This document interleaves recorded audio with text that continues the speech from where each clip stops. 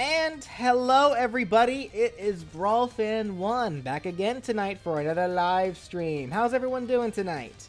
Once again with me, I got the Dannys and the Bryans. Hello. So how's everyone doing tonight? Apparently they're doing Creeper. They're doing what? Okay. I saw someone say Creeper, so that's probably how they're feeling. Alright. How does the audio sound? Am I too loud? Am I too quiet? Are my buddies too loud or too quiet? Is the music too loud or too quiet?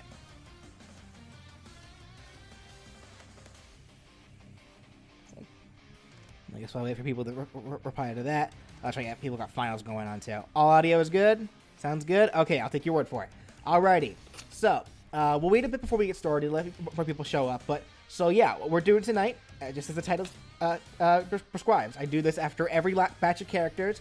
It is the Mistakes and Issues live stream, where we talk about each character that I've done, one at a time, and we talk about possibly any mistakes that I've made in the video, like regarding factual information that I may have gotten wrong or things like that.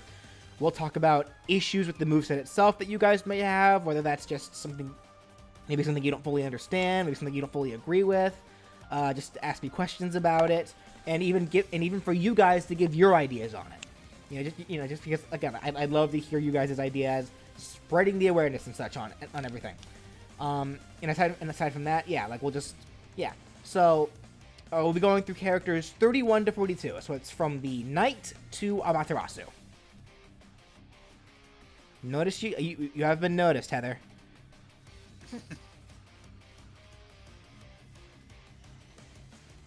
Most people, yeah, I know. I've been keeping an eye on the chat before we got started. I see people are trying to make a moveset for me. It's not happening, guys. Sorry. and don't think that I'm going to sit here getting another bread situation. I'm not doing myself. I'm not that conceited. And I can actually stay for one of these discussion videos instead of work taking me away from it. Yeah, and that actually is the reason why we're doing this tonight, because originally I had planned to have this stream be yesterday, and for the Kirby Hat stream to be tonight. But because Brian had tonight off, and I like for Brian to be here for these for the Mistakes and Issues stream specifically, because he has more Smash knowledge than I do generally. I wanted him to be here for this stream, so that's why I switched the nights. You love my channel, thank you. I appreciate that. And then also, as far as the requests and everything, by all means, guys, keep sending your requests. I will make a note of them. That being said, though, because usually whenever we do these streams, I always give BJ the list of the requests from that stream, and we always start from scratch. Because we're just going consecutively, yeah, BJ pretty much just said, just hold on to the list, and once we're done, pretty much for the end of the week, just send me the massive list. So, yeah. So, I've still got all your guys' requests from last night. So, if you requested a character from last night, don't worry. Chances are very, very likely I've already got it recorded. So, you don't have to, request it multiple times. Because I've got your character and I got your name on the list. Right. All right. So we're a few minutes in. I think we should go ahead and get started then. Yeah, I think now is a good time to go ahead and get started. So of course, there are probably going to be some people that show up a little bit later. We're just going to go through each character one at a time, just to make it easier for me to keep track of everything. And then towards the end of the stream, we can kind of just go through all the characters again, just in no general order, just for people who may have missed the character that they wanted to talk about if they weren't here for. But alright, so let's go ahead and get started. We're going to start with the Knight from Hollow Knight. So, first thing before I ask you guys what the issues are, I know the big one that people were yelling at me about, all the Hollow Knight fans were yelling at me about, were when I called the story and the game of Hollow Knight as a whole simple and new. Why are people getting angry at that? I just have to ask. That confuses me so much. As for the story being simple, it is simple. It's an easy to follow story. I had no complications understanding it whatsoever. It's certainly not Kingdom Hearts. It's not Metal Gear Solid. It's an easy to understand story. Like, I know it has a lot of lore. Not even really the lore is that hard to understand. It's literally like, spoilers, Hollow Knight spoilers, by the way. You know, there was like a Moth Kingdom or something like that. Then the new kingdom with the White King showed up. Moth Kingdom fell into obscurity. And when they did so, they created the infestation. White King, in retaliation, tried to create the vessels to stop it. That's how the actual Hollow Knight was made. But over time, and which sealed away everything, and which sealed away the infection and such. I know I'm skipping a lot of stuff, but it's not hard to understand. Well, yeah, well, like, Stickmaster said in the chat, it's like, you know, unless you try going to the theories and whatnot, and it's like, yeah, lore is one thing, because it's like, yeah, you can learn about, like, everything within the world and whatnot, know it's world building and everything, but when it comes to, like, the basic plot synopsis of what Hollow Knight is, it's not complicated to understand. It's just the world building is what fleshes it out. Yeah. Right. It's another one of, because I know a lot of people in the comments also referred to this user called Mossbag. I didn't know who was before this. Mossbag actually contacted me on Twitter. And he said, for the most part, he agrees that the story itself is simple. He just says that there's a lot of lore which could lead to complications, and that's fair. That's fair to say. Like, I agree with him on that part. But again, it's one of those things as well, and he himself even said this. It may seem complicated until you reach the end. It's one of those things where it's like you need to slowly understand the story as you progress through the game, which in reality, that's kind of the case of any story game, I would say. Like, you're not going to understand everything until you finish it. So no, story is not complicated by any means. And then as for the new thing, you guys, I think people would just get mad to get mad. Like, yes, game initially came out in 2017, but for video game standards, that's still fairly new. And on top of that, I only said that so I can give a spoiler warning at the beginning of the game for the game's story. So people were getting mad at me for calling the game new, but completely ignoring the fact that I was trying to respect the game's story to avoid spoilers. So be mad all you want, I guess. I don't know. Yeah, it just felt like an instance of people being mad just to get mad, because like, yeah, Hollow Knight does have a pretty.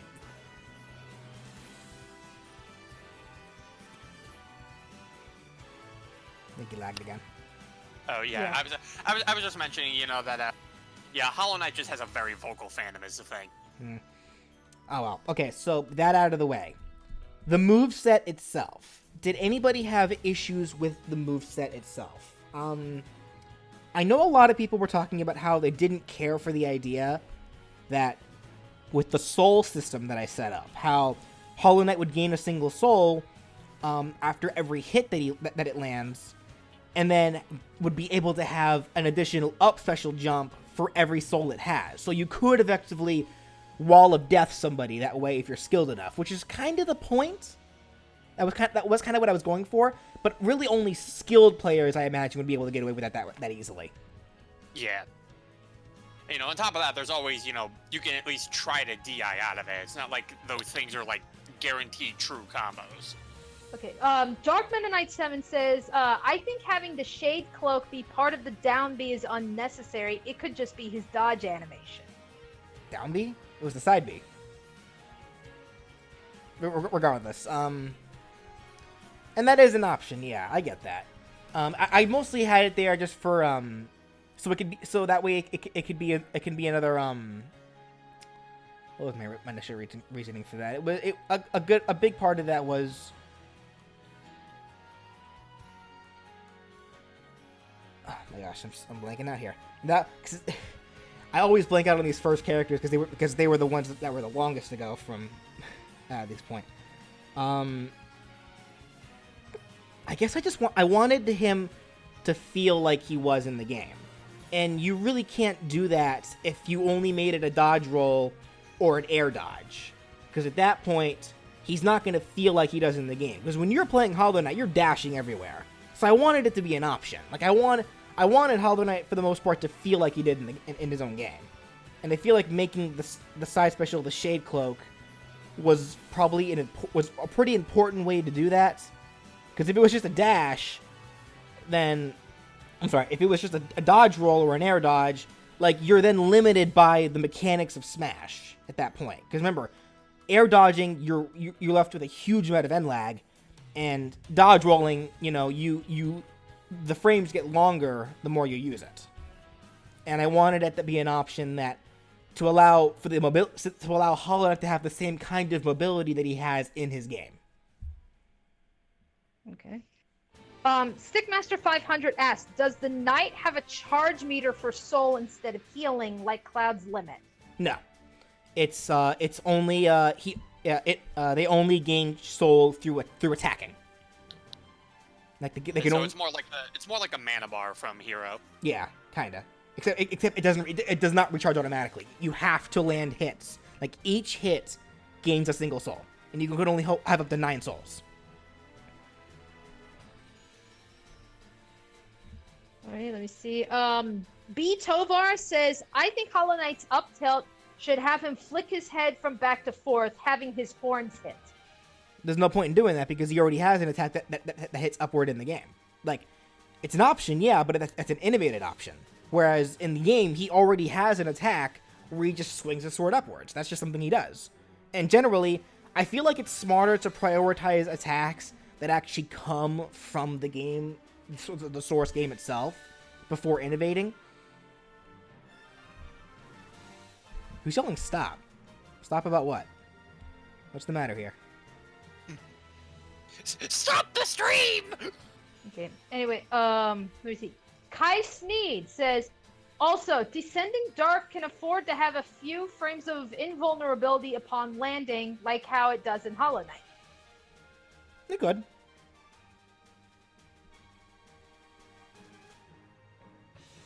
Yeah, that's an option. Okay, Night Nairo says, couldn't you just make the dodge more spammable and unable to, I'm assuming that's supposed to be stall. Also, you could air dodge a far distance and have very decent amount. That would, I don't much care for the idea of changing Smash mechanics entirely. I'd rather the mechanics stay the same. Now, of course, here's actually a point against me, to play devil's advocate against myself here. And I made this a point last night when I was talking about Linkle. When I make these movesets, I never make them with the intention of them being in a specific Smash game. I make them with the intent of it being in Smash in general. So, in reality, that is a good point then, because who's to say that in a future Smash game, the stalling of dodge rolling and air dodging will still be there? It could be gone. At that point, if maybe a future Smash game can have it where dodging and where they can make it where air dodging and dodge rolling can be more spammable, which would be a terrible idea, but regardless of the fact, at that point, sure, the Shade Cloak could work in that sense for them. They said they meant staling. Yeah. Oh, staling, okay. Yeah, why did I play the Hammer song there for a split second? Whatever. But no, like, I get that part, so... Okay, Dark Meta Knight asks, you could turn the Shade Cloak into Sharp Shadow, the version that deals damage. That was something else that a lot of people brought up, and yeah, it could. So that way it'd be more like Fox's deal. I know back then, I didn't much care for the idea, because I was thinking of like how the Wonder Wing works for Banjo-Kazooie. How it's an invincible dash that deals damage, and I don't care for the idea of having an attack that also makes you invincible while you're attacking. But over time, I thought about it, and I was like, it could. That is an option. Like, it's like I feel like if that's the case though, it can't like. Well, no, it's not spammable though. That's the thing, because I made it where the invincibility itself isn't spammable.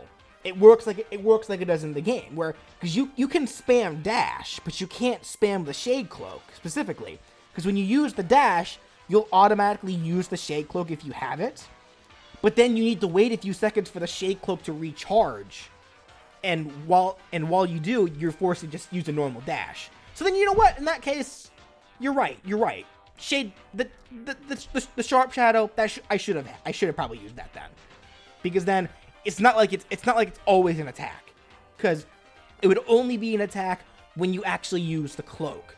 Otherwise, when you have the normal dash, it's just the normal dash, and that's it. So either way. Okay. Do you want to write that down on your little notepad? I may as well, yeah. It was called Sharp Shadow, right? Sharp Shadow, yes.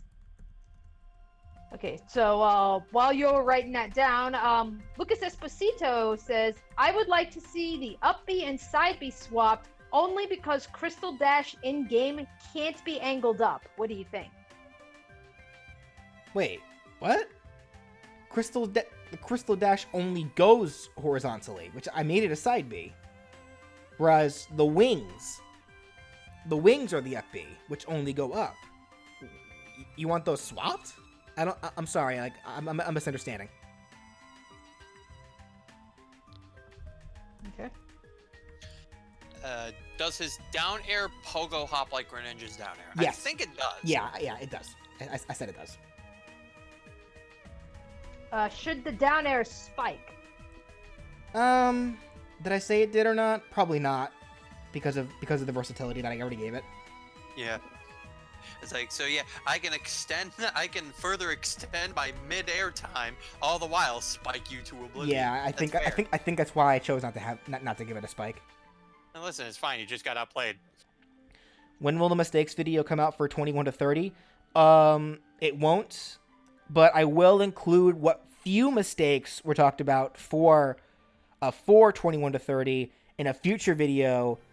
Again, like, I will only make a smaller video if there's even enough, if it gets to a point where enough mistakes overall are talked about, are brought up, in general for all these movesets. So I may make a video after this live stream, but only if enough mistakes and issues are talked about for this one. For the previous one, not enough were really brought up to merit its own video. Like, if I did make a video about that, it'd only be like 2 minutes long, and there's no point in me doing that because that's just too short. So Greninja has a downer that spikes and it still bounces while doing so. Well, the thing though is that Greninja sends them downwards. Yeah, it sends it downward. Hollow Knight's doesn't. Yeah, that's the difference. Like, because if you try using Greninjas off stage, you could suicide yourself on accident. Hollow Knight wouldn't down air doesn't have that threat. Yeah. The up B should be swapped for Cyclone Slash. Nah. Because another spinning sword attack. That's nah. Because, well, that's not even really how this. Again, that's also not how the spin attack for Linked work either. I get that much, but I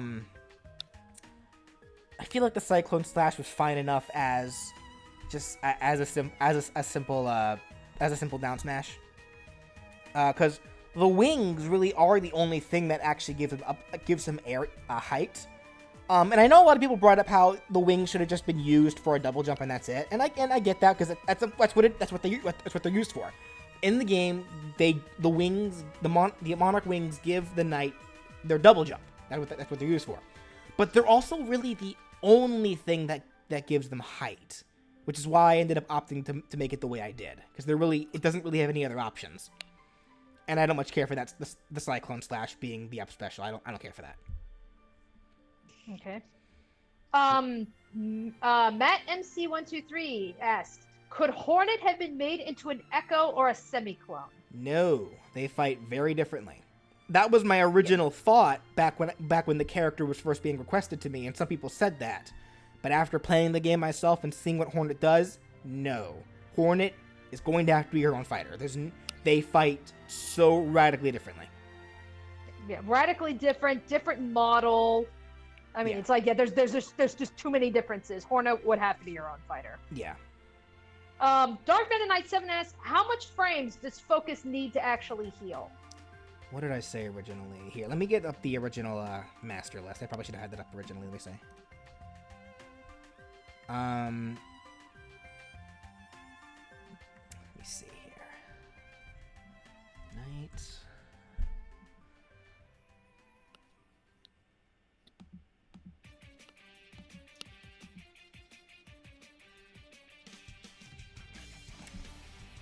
Hollow Knights, I guess. Is that what I put? Yeah. Let's see. Focus. Holding down the commands will have the knight focus for 2 seconds. When successful, it consumes 3 soul charges and heals 5% of damage. Unusable without enough soul. So it's 2 seconds. So 60 frames per second. It would take 120 frames. Yeah. Alrighty. Splatoon Kitten asks, would the knight be around the size of Pichu? About that size, I'd say, yeah. Because again, and I know there was a lot of people that were talking about the idea that the kingdom of insects that the night that the game Hollow Knight is centered around, they're actually human-sized insects, and that doesn't sound accurate because they're insects. I feel like it's supposed to be a bug kingdom. Yeah. Which actually does remind me. I know a lot of people were talking about how the knight isn't actually an insect. He's like void made flesh or something like that. Like he's like a void turned into form. Which okay. Like here, I'll put that down. Like knight is not a bug, but is physical void. The void. I'll count that as a mistake on my part. Like, that's whatever. What was the? Yeah, but pretty much he'd be a tiny character blown up. So really, like all of ours. So he'd be about the So Knight would be around the size of as Pichu and Olimar. And then I see someone asking, "Lol the capes, how high does the up B go?" Really no higher than a basic jump. Because you can use it up to 9 times, it doesn't actually go that high. It's about as high as a normal double jump. For the Knight's final smash, does each character get their own dream? Yeah. That'd be a neat detail, but probably not. It would just probably show like the same kind of background that we see whenever you enter that dream realm.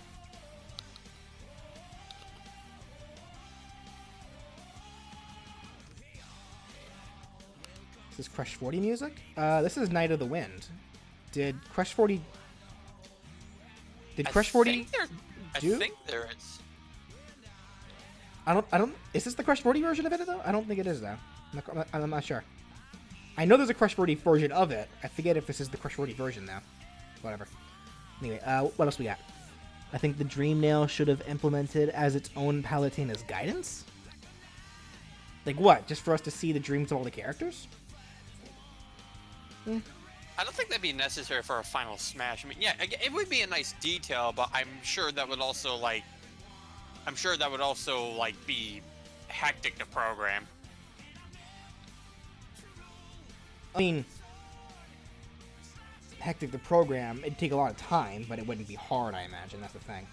But regardless, as such, like it seems unnecessary. Can we have a dream stream?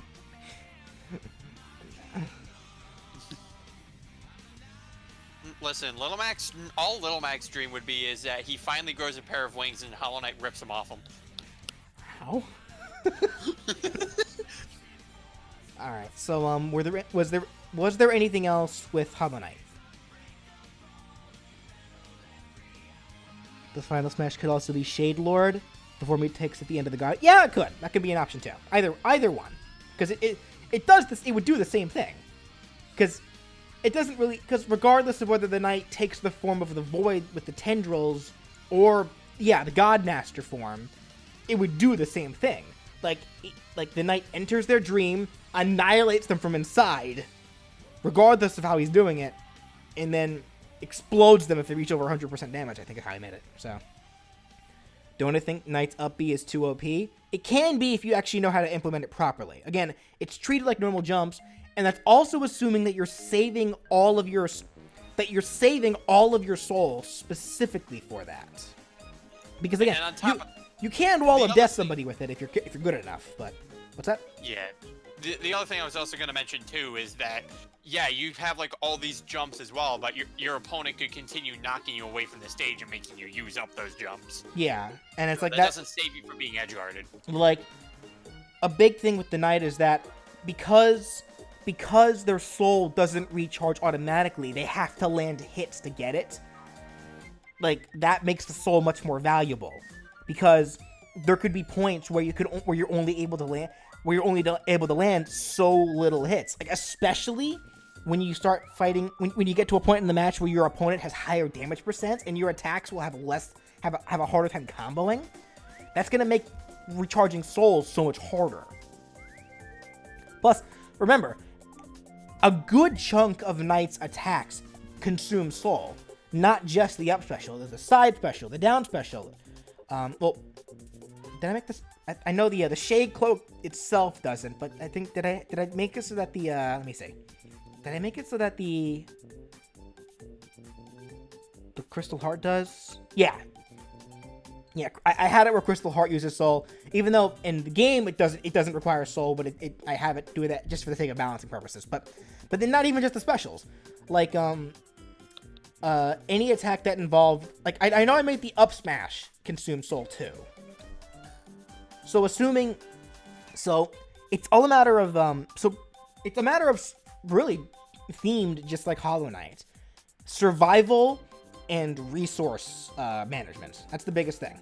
So great players who can master Hollow Knight, sure, could take huge advantage of the up special. Wall of Death people who have bad DI.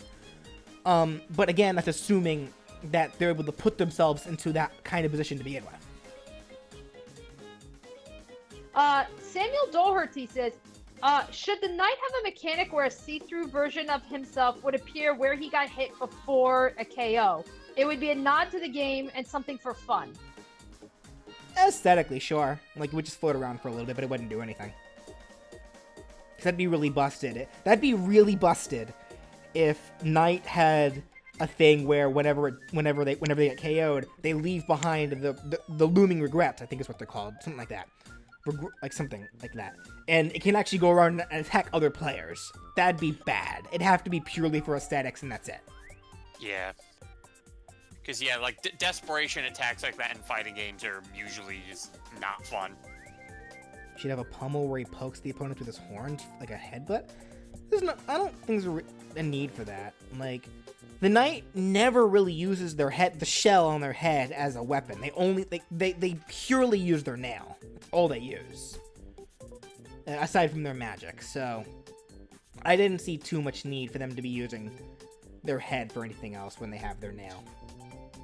What if when the knight loses, then the shade should be on the opponent's victory screen instead of the knight clapping? That could. Yeah, I can see that. That I can see that. Who suggested that? Velox. Velox? Didn't you also? Velox. Yeah, you requested the Shovel Knight Berry thing too. Yeah, I kept all these, by the way. I keep this list. So Velox on a roll here. Yeah. We like our lists. Yeah. We like our documentation. It's called Looming Regrets, right? It's something like that. Let me see. It's just called Shade. Never mind. It's just called Shade. Okay. Knight's Shade is all. Hey, where'd you go? Come back here. Hold on, let me fix this. Frickin', why did I do that? You guys can see all my character portraits. Here we go. I pressed the button and messed everything up. You just see like you just see the victory screen and it's like, wait, where's Shovel Knight? No, where's Hollow Knight? He's not in his box. But then you just see all the looming regrets just all over the winner. Night Shade is all that's left for losing screen. Okay.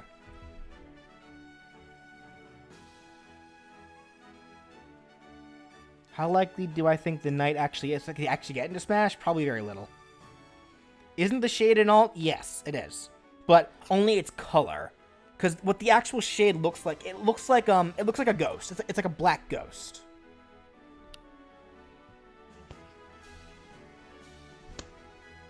Okay. How hard is Hollow Knight? How hard is the game? It's pretty a moderate pretty difficulty. challenging. Yeah, it's pretty like it'll kick your butt if you don't know what you're doing. Yeah, it's pretty challenging. Like especially in the beginning when you have bare bones equipment. I think where's Shovel Knight is still a good question to ask if Hollow Knight loses.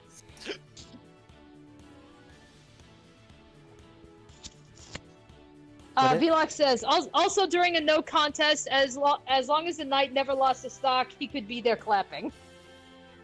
Either way. Okay, sure. We're just making Hollow Knight out to be extremely ominous. Well, they kind of are. Yeah. That's kind of the thing. We don't even know their real name. Like, if they lose a stock. It's like, I just want to, like, see some of the other fighters on the results screen, and they're clapping, like, where did he go? Like, Luigi, I know, would probably be panicking the most. It's like, oh, no. When they enter the battlefield, the knight should come through the dream teleport thing. That could be an option, yeah. I just like the Stag Beetle more, because the Stag Beetle was a super cool character. I enjoyed the Stag Beetle a lot. And he was your fast travel. That's how Knight got around.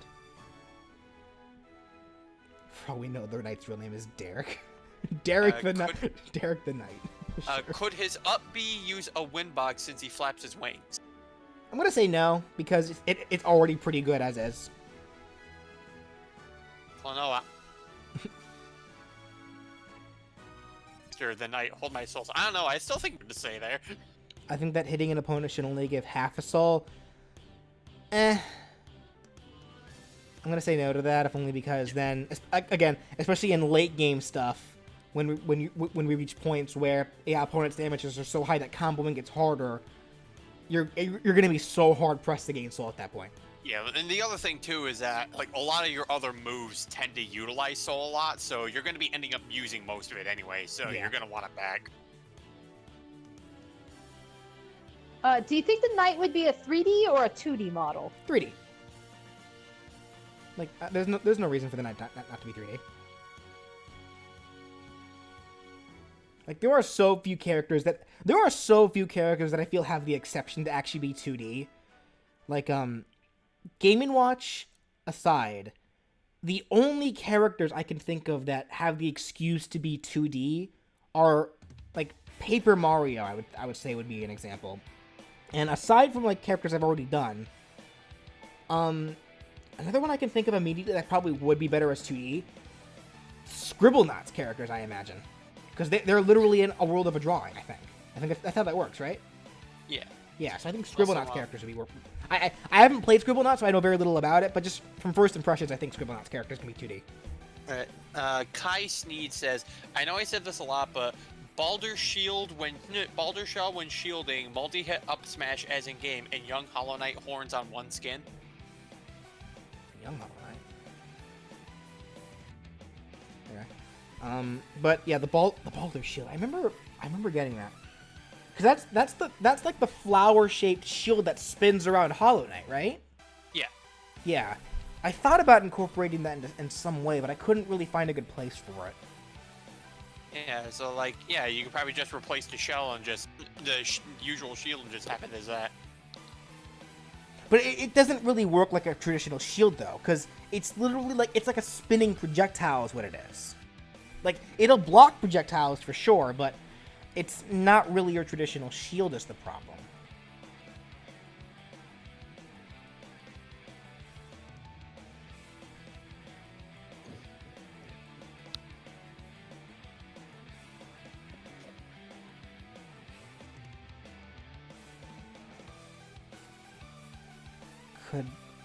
Could the summon charms be implemented in any way? Like Weaver Wings or the Grimshot? I'm gonna say. Thank you, Aegis Dex. You want Gooey? We got you, fam. But yeah, the Weaver Child, the little spider dudes. I thought about that. I'm gonna say no. I'm trying to think. Is there really a character that's currently in Smash that has like a familiar? Not counting Arsene. Like, I don't think there is. Duck hunt duck. Oh, yeah, the Luma. But that's Luma's more proper, like, is more of an integral part to Rosalina's moveset, though. These familiars would have to be something more passive. I don't think that would work not with the moveset that I made anyway. Maybe if the moveset was reworked and remade, but probably not for the moveset that I made. And I also see some people saying the Balder Shell is a literal shield. The Dream Shield is different. Yeah, the Dream Shield is different. The Balder Shield, because the Balder Shield is a thing that circles around him, isn't it? I thought that's what that was. No, they're saying that it's a literal shield and that it's a single-use shield when equipped. Let me see. Hold on. I might be misremembering. Hold on. Hollow Knight. Balder Shield.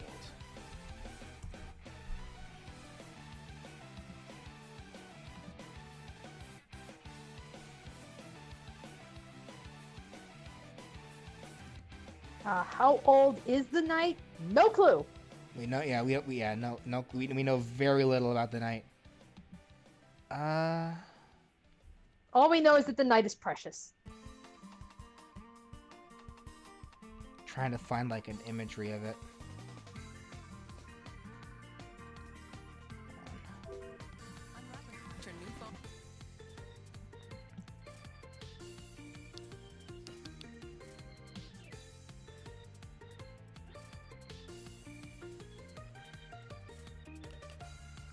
Oh shoot, what the heck?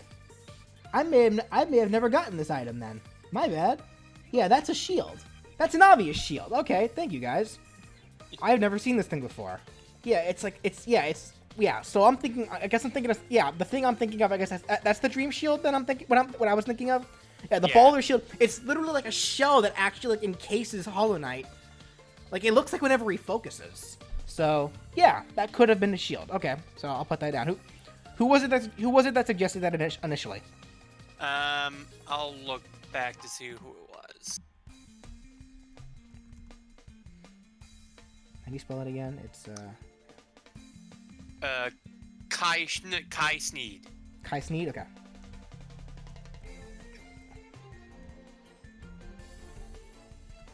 I just can't spell today. Kai Sneed. Okay. Is that how you spell it right there? Or was it one word? Yeah, I'm gonna wait for the. Yep. Okay, cool. Thank you. Okay. And it's they're saying it's Balder Shell, not Shield. Balder Shell? Yeah. Oh, okay. Thank you. All right. All right then. So, anything else regarding Hollow Knight?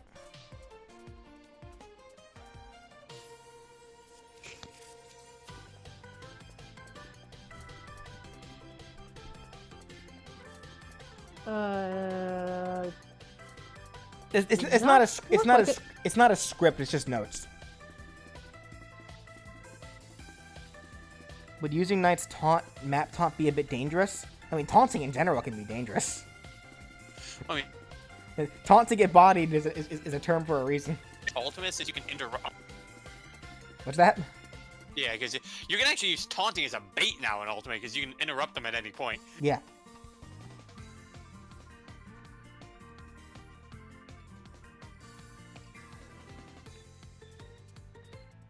The mask should crack like Olimar's helmet when he gets launched. That's an option.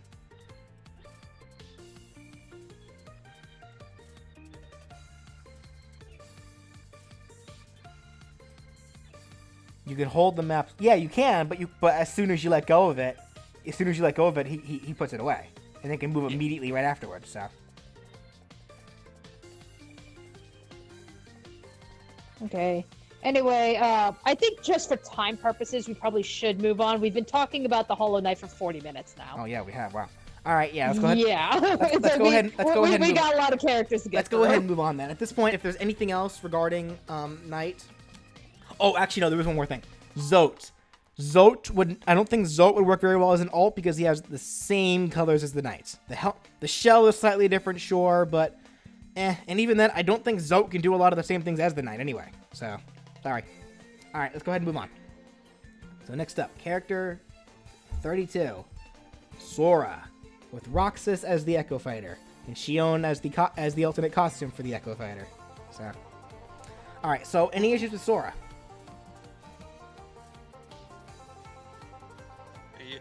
Well, you know what? I'm gonna play the chats game when it comes to this. When you talk about Shiona, who? Make Riku and Sora fight so drastically differently. Yeah, no, Riku's being his own fighter. Yeah. Like that's like no, beyond question. He's his own fighter.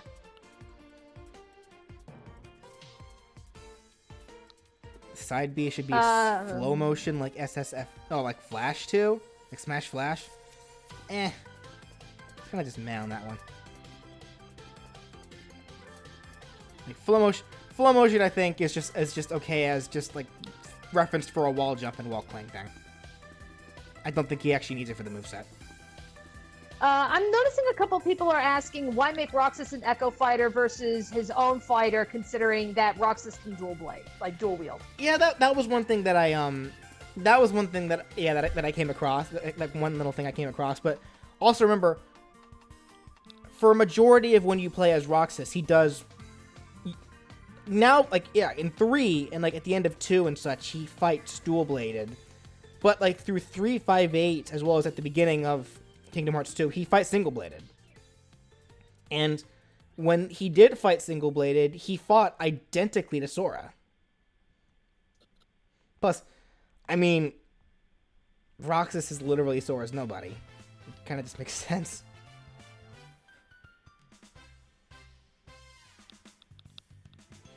Side Smash is way too powerful for a side tilt. If you're willing to expend the magic that way, sure. But of course, it's probably also unsafe on shields. Yeah. Yeah, most moves like that typically aren't very safe on shield. Sora could have his down B be a magic selection and have his grand magic ability.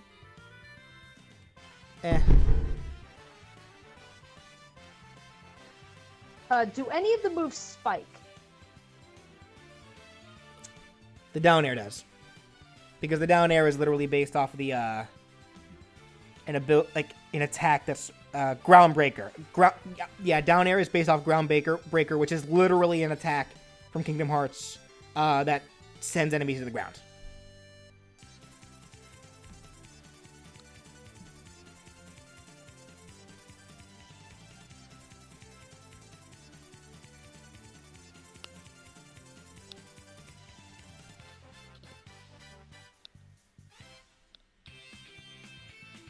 I feel like one of Sora's taunts should be, Donald, heal me. No, heal me. That's assuming Disney can even get into Smash.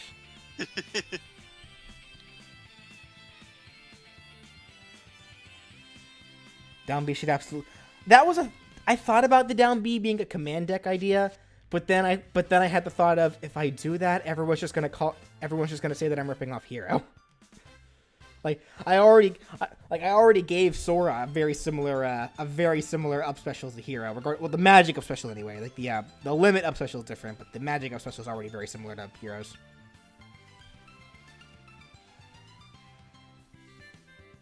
I did a goof in the last point. What goof? What goof troop did he make? Yeah, what goof? You talking about Goofy? Gosh. Buy Disney Plus. Does Sora include exclusive lore for Kingdom Hearts? What do you mean? Down B should be Dream Eater Nyan Pup Bounce. I'd say that's not quite as the Dream Eaters, while cute, aren't quite as what's the word I'm looking for here?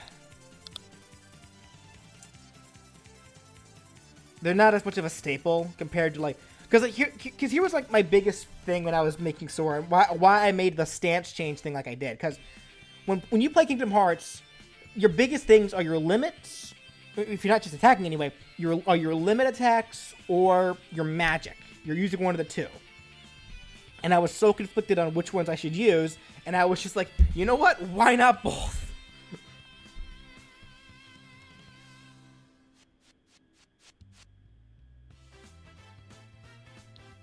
Let me see. Agent Dex says each alt should have an iconic Keyblade.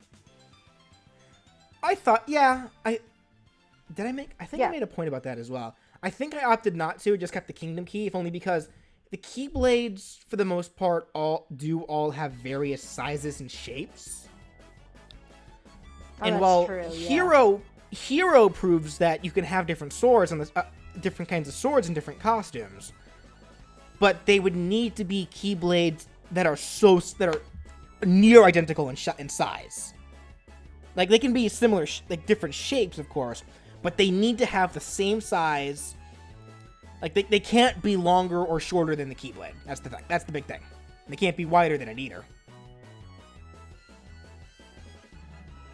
Yeah, so no Ultima weapon for you. Yeah.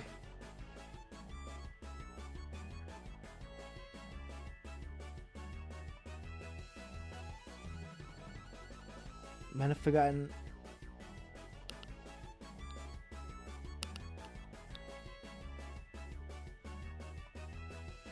The skateboard. Isn't that more of a Roxas thing? Yeah, Roxas, I think, used the skateboard a lot more than Sora anyway. We're asking what the symbol on the chain of the Keyblade would be, assuming. Yeah, that's kind of an odd one, because because like the Kingdom Key's keychain is Mickey's head, so I assume that'd be like the one thing that they'd probably have to get around, maybe. Yeah. There's an error in the Baldur Shield part. What error? Baldur Shell could be their shield. They might be talking about like. Yeah, you're a misspelling. Could be their shield. Thank you. Anyway, enough about the Hollow Knight. Back to Sora. Yeah. So before Roxas uses a stick, the keychain could just be the Smash logo. Just give Sora a whole new Keyblade based around Smash.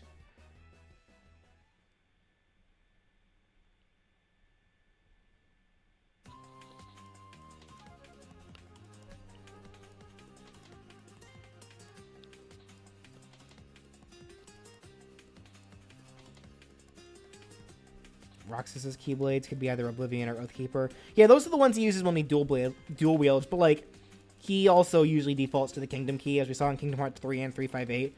Also, I don't think... Have we ever seen Xion use anything aside from the Kingdom Key? I don't know anything about Xion. Because that's like the one Kingdom Hearts game, like, for a fact, I deliberately avoided.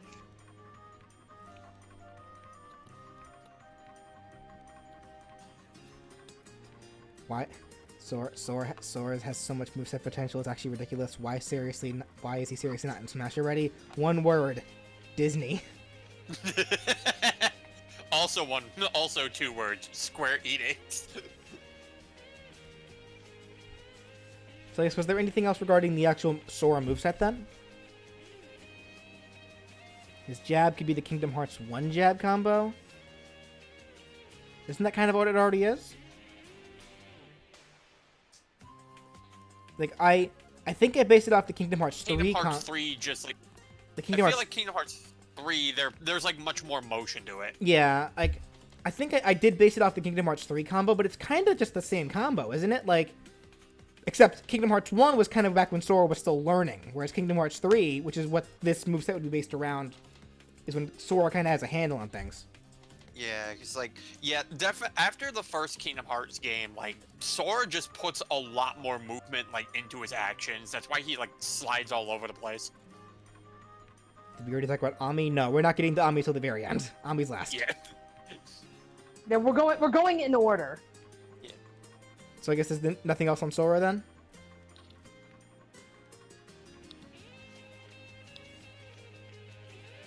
he can change the Keyblade based on damage. That would add a lot more complications that I think are a little unnecessary for Sora. I think just the Kingdom Key is fine. Sora should glow or something while in Magic Stance, just so you know. I think there would be like an icon on his character damage, his damage icon to let you know what stance he'd be in. Like it could maybe be it could be based off his drives actually. Like it could be ooh, what was it based on? And like his Valor Wisdom, I think is like the best way to put it in terms of limit to magic. I know like the Halloween Town costumes in Kingdom Hearts 2, like when you were in Valor form, he had like a bomb on his head, like the Final Fantasy bomb. But when in Wisdom form, he had the mage, the Black Mage.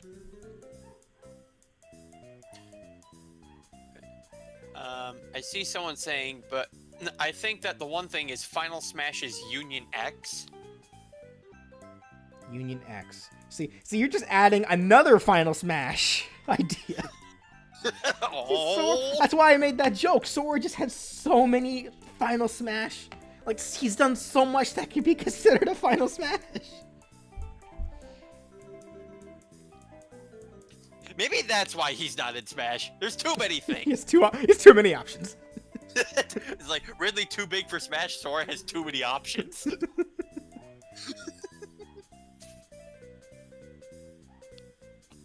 Yeah, neighbor's dog out again. When he shields, Goofy can appear to protect him. Nah, that's a little much. That and Goofy shield doesn't cover all of Sora; it just covers one side. Yeah. Yeah, that's the neighbor's dog. Like, they let their dog out, and the dog just doesn't start barking. No, that's Chibi. Sora can summon Cloud for his final smash. Summon Cloud against Cloud. It's like, who are you? Who are you? I'm you, but edgier. Sora summon is $5.99.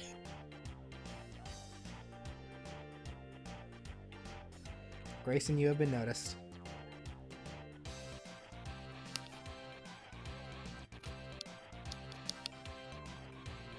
Sora should have a random special gauge where he summons Simba, Genie, and Genie. Nah, that's a little much. That's a little much. Ariel should float when they connect. That's not a bad idea. The idea of where if he lands in Ariel, isn't Bayonetta's kind of like that actually?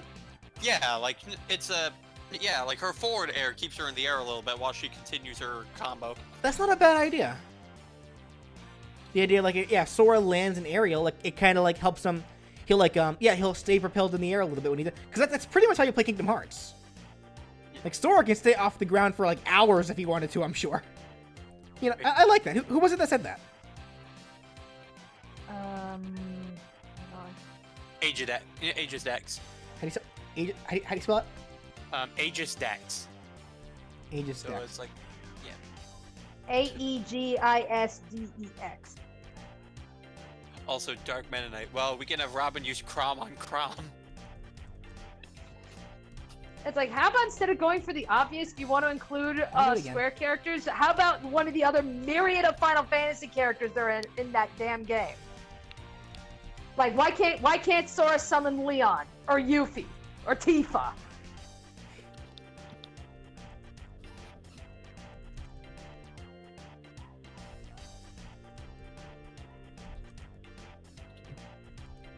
If only Goofy could be in the game, then we could get his star KO. Yeah. Why does it keep doing this? Friggin' OBS being stupid. Yeah, where's Sora? He lost his heart. He became a heartless. That's what happened. No! And that's how Roxas was made. Yeah, it's like, again. I still love that. I still love Kid Icarus's like Kingdom Hearts 3 video where he's like, and when he brings up Vanitas and Roxas, like, and then we have these two characters who are two completely separate characters. Good luck, newbies.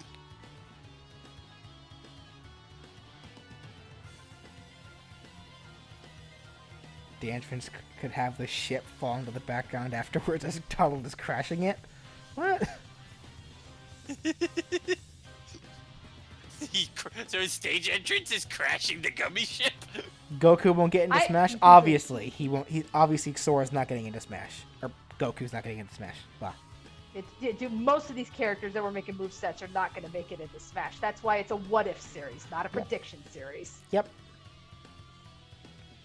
Give him a nuclear keyblade that instantly kills every fighter and causes the consoles to explode. Spell check. What's wrong with spell check? Oh, wait, hold on, there's an S in your name. I see. Boop. There you go.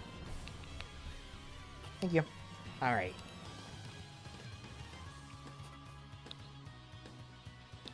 Nice. Anything else on Sora?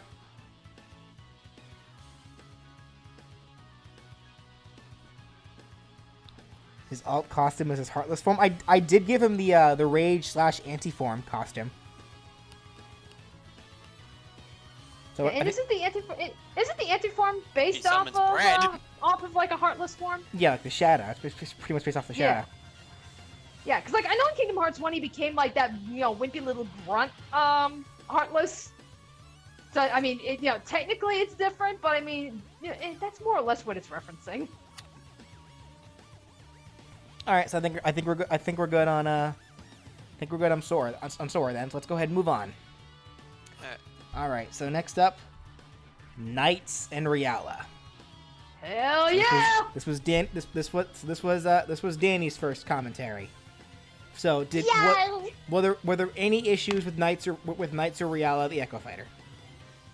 Other than the fact that you didn't know who these people were. Yeah, literally, Splatoon Kitten. I honestly never heard of Knights until Danny made the moveset. Yeah, like I noticed there were two things. One, who is this character? Two, what is this character's gender?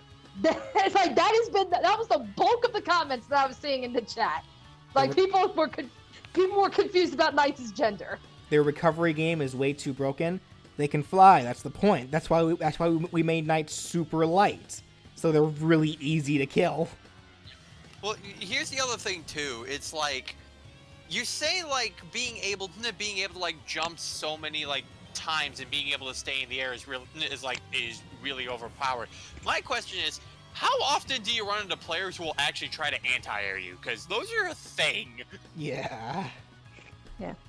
And it's like, I think like a lot of people, I noticed they were also asking, why not just have Knights fly in the first place? And it's like, do you realize how broken that would be? If like Knights just like just flew around and like had like no chance of like ending up on the ground or anything, that would be completely broken. Yeah. Like Knights could literally like get a kill off of somebody off Final Destination and then just like fly under the stage and stay there until time runs out. That's broken. Yeah. We're not doing that. Yeah. Well, that leads to the camping problems. Well, here's the thing. Here's the thing, though, about that, Danny. Because like, if we're actually talking about tournaments, you don't even need to take a stock. You just need to have the percent lead, and then you're just like, I'm just gonna hang up here all day.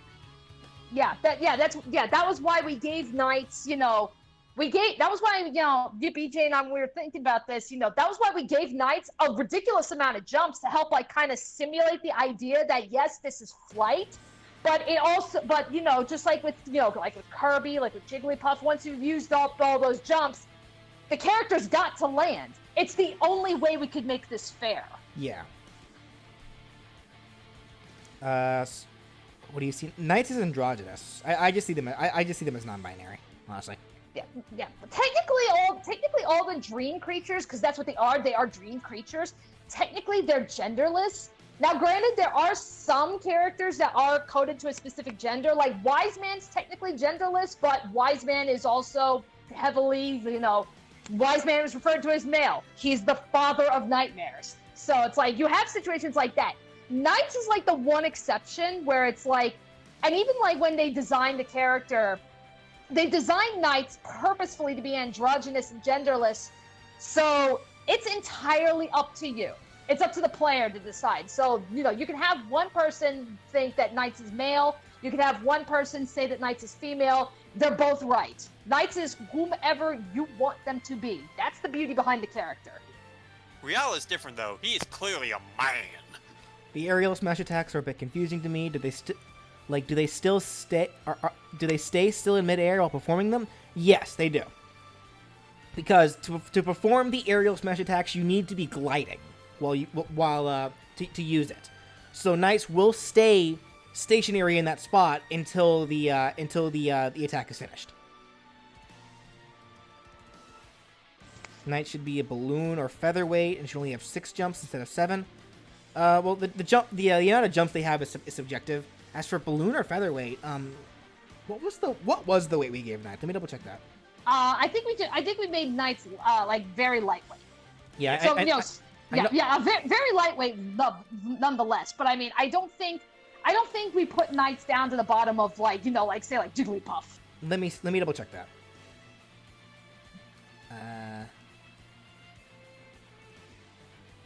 Knights not having a new game for this long is sinful. I agree. Although, admittedly, this is actually something I forgot to mention when I was kind of giving the little bio behind the Knights' history at the very beginning of the video. I think it was like last year or something, but word did get around that there is like a trademarked something called like Knights Dream Carnival or something. That's been trademarked.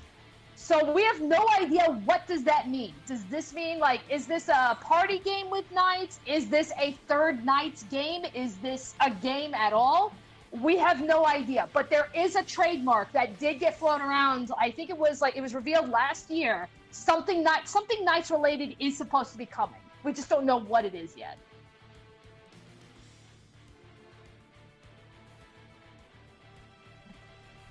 Let's see.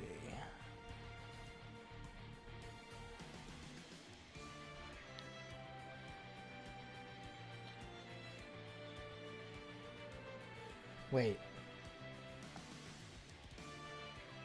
Oh, there we go. Yeah, I put Knights at around the same weight as Sonic and Duck Hunt, which it's a below average lightweight. Based on this, yeah, I probably should have made Knights a little lighter. In retrospect, you're right about that. What happens when Knights falls asleep? Like, aren't they a dream being? Yeah, like Knights exist in the realm of dreams. Yeah, but like, what would happen if, like, say, Jigglypuff were to put him to sleep with Sing, or Hero hits him with Snooze? Oh, that's a good question. I mean, I imagine the dream denizens can sleep. They probably just don't dream.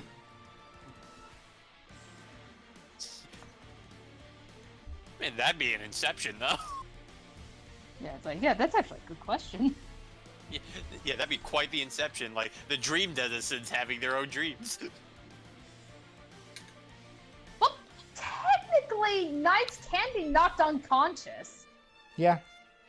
Technically, that can happen. Because, I mean, that was what happened during, like, like the last level in Journey of Dreams.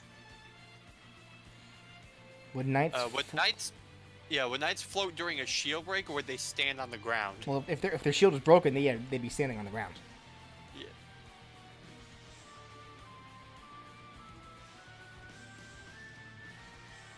Yeah. Knights Dream Carnival is going to be a pachinko machine. No!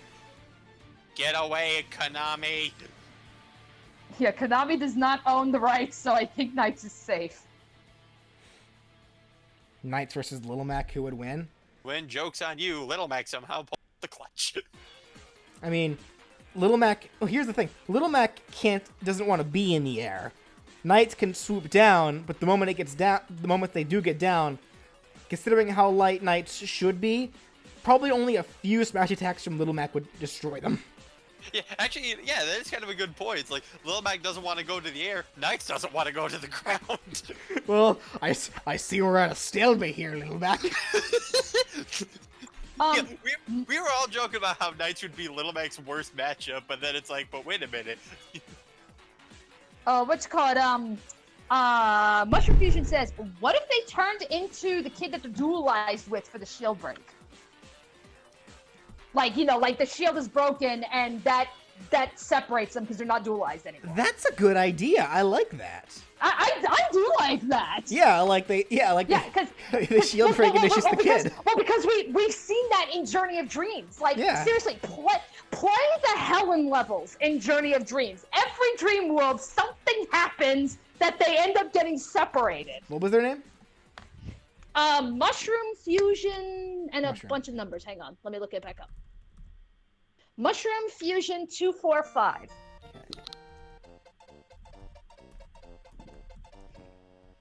It's like, yeah, I'm gonna punch a kid.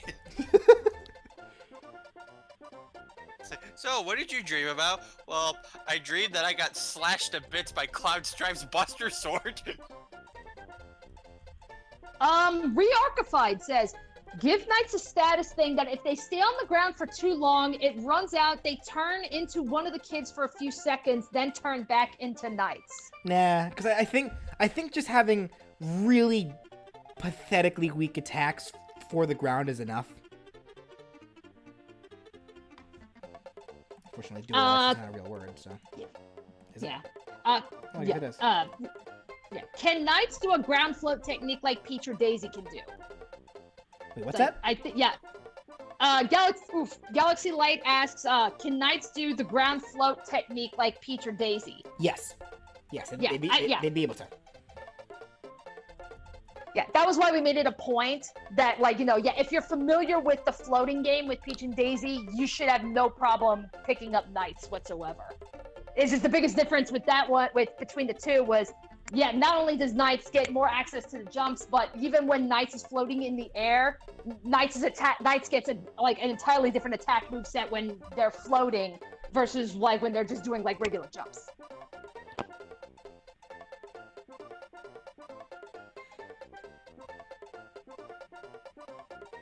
The gliding special looks too much like the glide in Brawl, which could lead to Meta Knight levels of BS.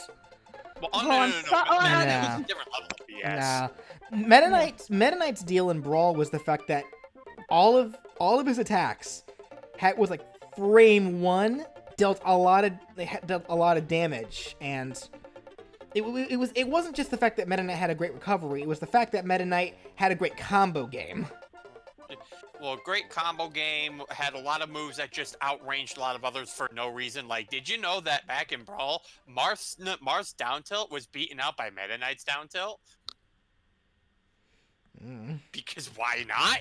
Meta Knight's down tilt in Brawl beats Morph melee grab. Yeah, and also it's like, oh, by the way, you know how Meta Knight in Smash 4 and Ultimate could like chain a bunch of up airs? Well, in one jump, he could do 9 up airs. That's fine. You just got outplayed. Get good. Okay. Would Knights need to finish? Sorry. Someone asked. Would Knights need to finish the animations for air moves, or can they quickly throw them out in a quick combo?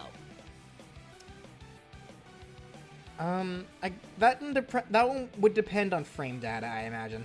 It would depend on frame data and frame data and the end lag of the move itself. Like, it depends on just what move you're using. Someone said gliding was removed for a reason. Gliding, like the mechanic of gliding specifically, but this is a special, not just gliding. Yeah, like it's why Peach and Daisy still have floating, because it's technically not so much gliding. Yeah, like Peach. Yeah, because to recap, Knights after each of their jumps are able to do a short float, just like Peach and Daisy do. They can glide as well, but that's only for their special attacks. The side, up, and down special are all breaking into a glide, which then controls just like Ness's PK Thunder.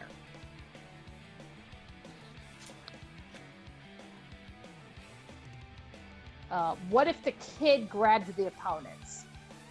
Nah, don't need that. Yeah, I don't think there's really a need for that, let alone, again, like, when you play, Knights can grab stuff. Wait. In the game. What if the Knight used their final smash on Knights? Interesting question, because, did we already establish that Knightopians really probably can't dream? Yeah, it's like, Knights lives in dreams.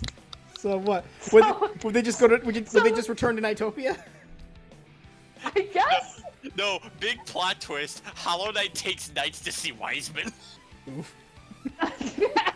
Well, so much for the Riella Echo Fighter then.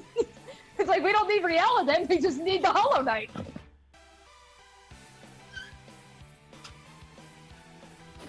Well, See, Hollow Knight uses it on Rihanna. Sweet home. Would Knights be effective against spikes? yes. Yeah, they would. I mean, I don't see why they wouldn't. yeah, just because they can jump a lot doesn't mean they can't be dunked. Yeah. Yeah, there's no reason. Ganondorf will see to it. Yeah, yeah. Like Peach and Daisy can still be dunked while floating. There's no reason why Knights wouldn't. Knight's icon is blurry. Yeah, that's because that's unfortunately the highest resolution picture of Knights I can find. Unfortunately. Like I'll try to find a better one if I can, but right now that's just the best we're gonna be able to get. What if when Knights uses up all 7 of their jumps at once, they go into free fall for 4 seconds to balance out how many jumps they have? This would be a unique mechanic for the character. I mean, that seemed a little pointless, if only because it's like, more often than not, if you find yourself using all of your jumps and all of your floats, you're probably trying to camp. That's what you're doing. And I could see that as a punishment for those trying to camp. But I see no real reason for it. Like, well, I wouldn't so much say punish them for camping. I'd say trying to overextend with their camping. yeah. Because, like, yeah, I know that's practically, like, Puff's whole shtick. Like, she likes to jump around and camp. Yeah. But I think in Knights' case, in this case for Knights, like, no, because again, like, people who are actually trying to use the character legitimately, like, they wouldn't really be using all of their jumps anyway. So, I don't see that happening too often. So it's probably unneeded. What if Knights met another Knights? I mean, You and me, one-on-one! yeah, Riala's right there. Yeah. Well, Also, do you not see the double dualizing? Like, there are 2 Knights there. Yeah, like, I was also gonna say, like, during the Wiseman fight, it's like, but wait a minute, there were 2 Knights there.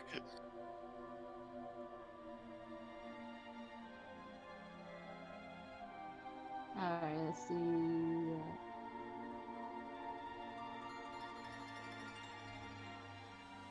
Where's Knight's Echo Fighter? Days? Oh, Days. Well, no, we got Riala. Riala is Days. Knights versus Sonic. I mean, Winner gets a new game! what if the final? What? Yeah, what if the final Smash used all 4 kids instead never- of just 2? That's never really been a thing, because it's either Elliot and Clarice or Helen and Will. Helen and Will, yeah, like Yeah, like, yeah, because in both of the Knights games, yeah, I mean, Knights does duelize with both of the kids for the final battle against Wiseman. So that's why we stuck with the 2 Knights, because, I mean, it's like, that was how it was in Into Dreams, and they did that again for Journey. So, I'd say, considering how we built Knights' Final Smash, 2 of them is enough. make the red one. Yeah, I don't know why it's doing that. I can do that here. You will learn the spelling. There you go. I saw someone asked something along the lines of like how the specials would work in terms of gliding. I forget. I didn't quite see exactly what it was they asked, but effectively it's literally just like Knights kind of just starts gliding into the direction of the control stick. What would happen if Knights duelized with Hat Kid? Then they just duelized with Hat Kid. Right. Down with the Mafia! Okay. Scorching Paradise says, maybe it's a small detail. When Riala does his final smash, he should take his opponent to Wiseman using his parallel. That could be a thing, yeah.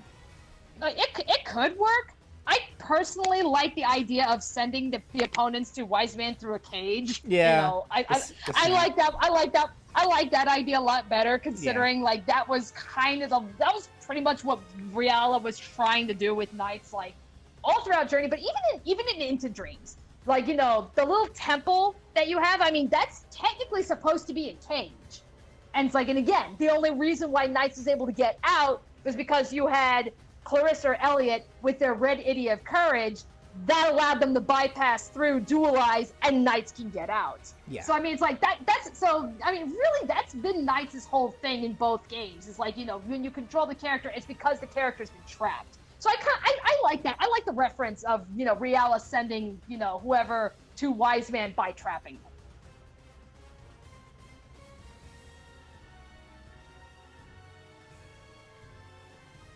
them. Okay. So I guess anything else on Knights?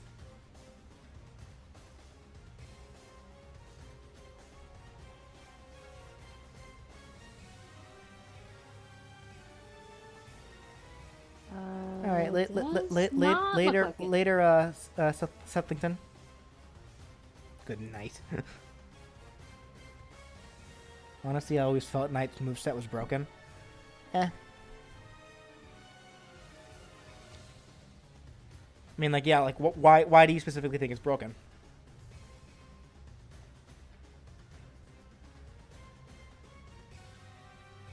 Can you guys explain why the I in their name is lowercase when the others are capitalized? It's just how it is. No clue. Yeah, that's just how That's how it spelled. is. That's just how it's been spelled. Yeah, that's how it is on the game logo in Journey of Dreams. Like when you have like the subtitles, that's just how the name is spelt out.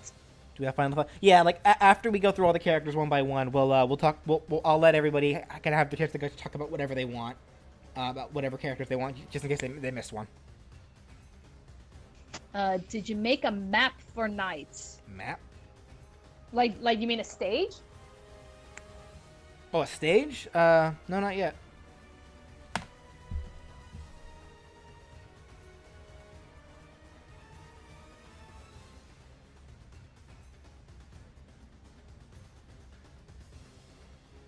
And aerial smash attacks. Think about the possibilities of aerial smash attacks. Yeah.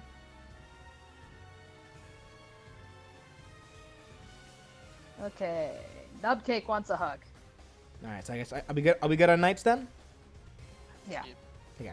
I think we're good. It looks like, you know, everybody's. Yeah, I think everybody's kind of like, you know, put in their 2 cents. So I think it's time for Geno. Alrighty. Yep. So Geno. So, what issues did we have with Geno? That he's not actually in the game.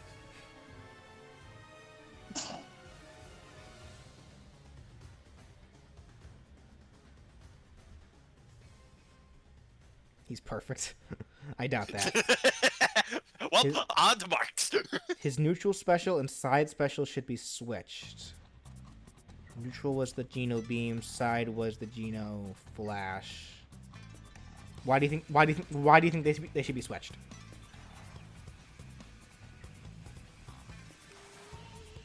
Side B should spike? No. That'd be busted. Because the side B is like the rain of lights. That'd be an edge guarding nightmare to fight against, I should say. It's yeah, I mean, it's like, yeah, we're over here trying to feel sympathetic for Little Mac fighting Knights. Now you want this? Geno should be more unforgiving. He's very powerful in his home game because he can attack multiple enemies at once for good damage. So we should have more splash damage on some attacks than others. I mean, there's a lot of explosions within his attacks, so his attacks theoretically could hit multiple people at once. And yeah, neutral. Yeah, Geno beam, Geno flash. Those can all hit multiple. I'm sure those could all hit multiple people if aimed properly. Geno boost is up B. Geno whirl is side B. Geno blast is down B. You've ruined the tradition. What tradition? The Geno boost is not actually a boost. It's not a vertical boost. It's a power boost. It's not an attack in any means.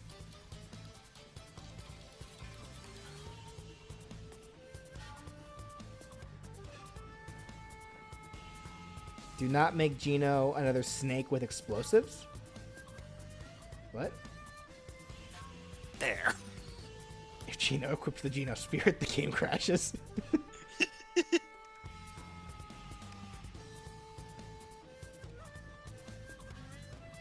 What about Geno Flash for the up special with the command input shooting out a bang type hit? Then Geno Flash. What? Wait, the Geno Flash. That was the cannon. That's his most powerful attack. That should be his final smash.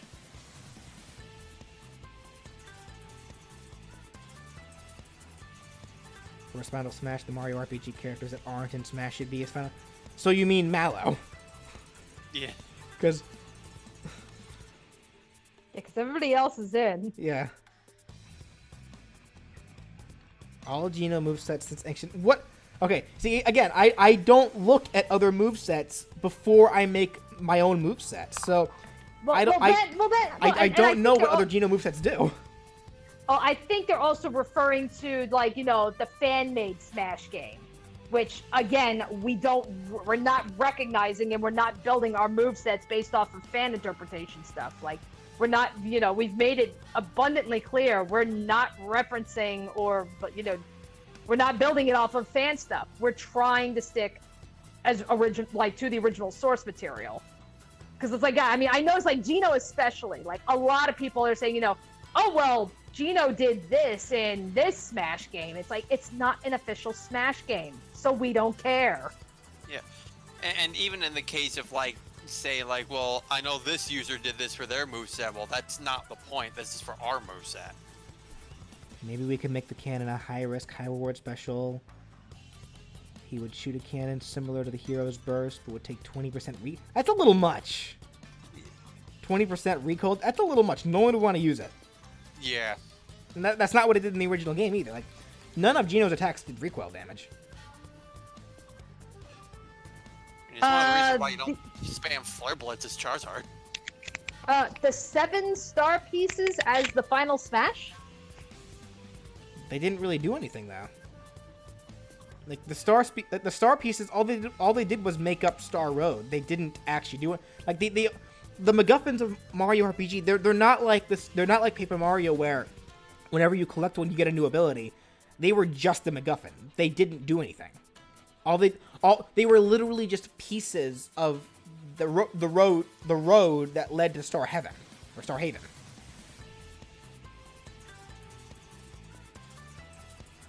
Geno World's a good idea for up B. It makes it harder to hit.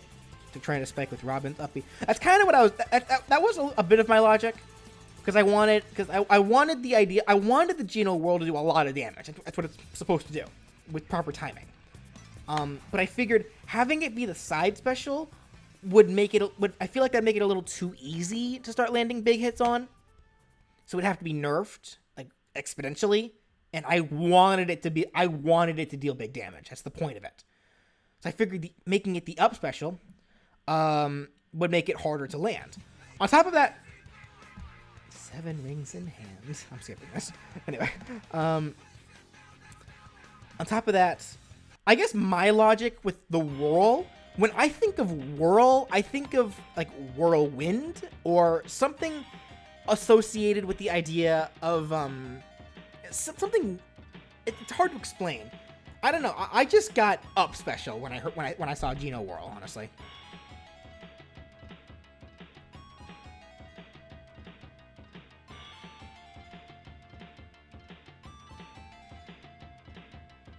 Geno's rocket should fly back to him like boomerangs. Probably. I guess it depends on how the rockets work. I guess because we don't actually know for sure how his rocket punches work, like whether he shoots them and then they retreat back to him, or if he shoots them and they teleport back, or if he just spawns new ones. We're not actually sure. Did Geno's side B have a vertical cap? Yeah, it does. It doesn't go that high. Well, it doesn't go. I'd say it's a little shorter than Pikachu's Thunder. I'd say.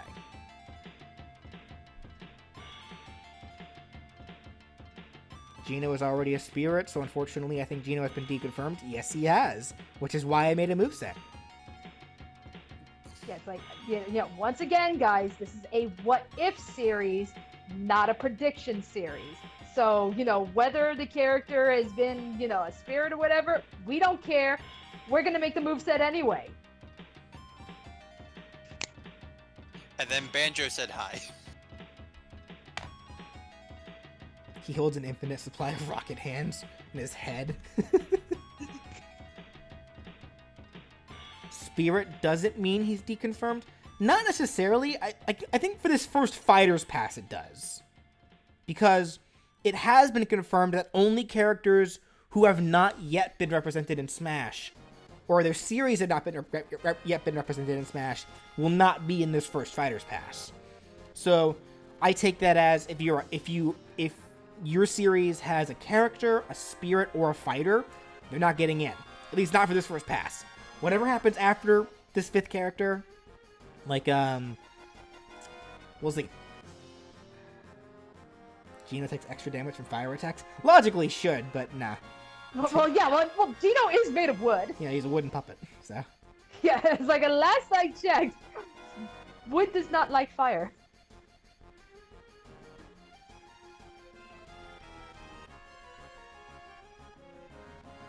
Alright, so I guess, anything else on Geno specifically?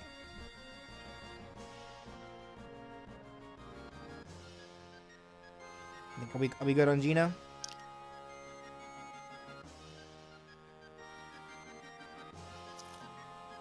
I think Geno should take damage when he's too close to explosions. To one of his explosions or attacks. So Snake. Well, he doesn't really... Well, all of his... The only explosions involved in his attacks are for his basic attacks. Alright, so it looks like we're good on Geno then. Alright. So nothing for Geno then. Alrighty. So moving on. Marx. Any issues with Marx?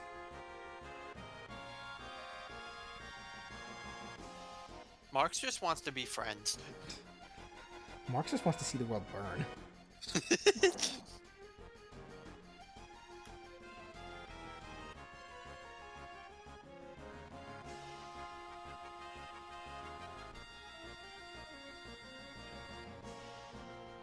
Down special too complicated? How so? It's it was the split. Charge it for a little bit, he shoots the paintballs. Charge it for a little bit longer, he shoots 2 energy balls. Charge it for the longest, he becomes the black hole. Do his wings extend as hitboxes? I'd say they do. Yeah. Yeah, so like, yeah, you'd say like they'd be able to, you could hit the wings and that would also count, kind of like how being able to hit Mewtwo's tail would count.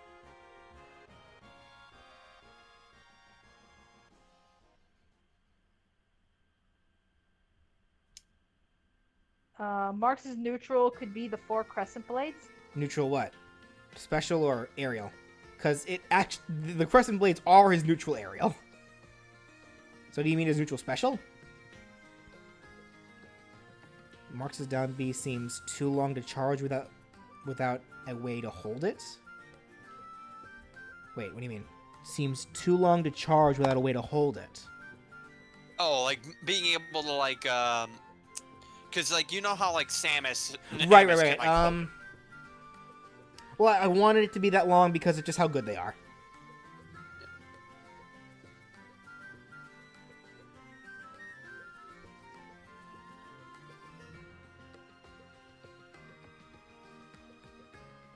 When Mark sleeps, I think it would be cool if he wrapped his wings underneath himself and swung side to side like a hammock. Funny. That'd be funny.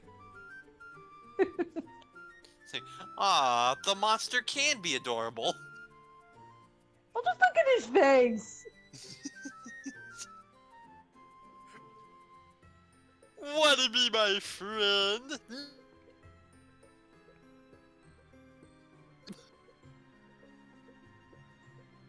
Have his up air be a wing stab like Ridley? He used his wings. That's an option, sure. What if Marx could jump in the air with his ball and then jump off his ball, sending it downward?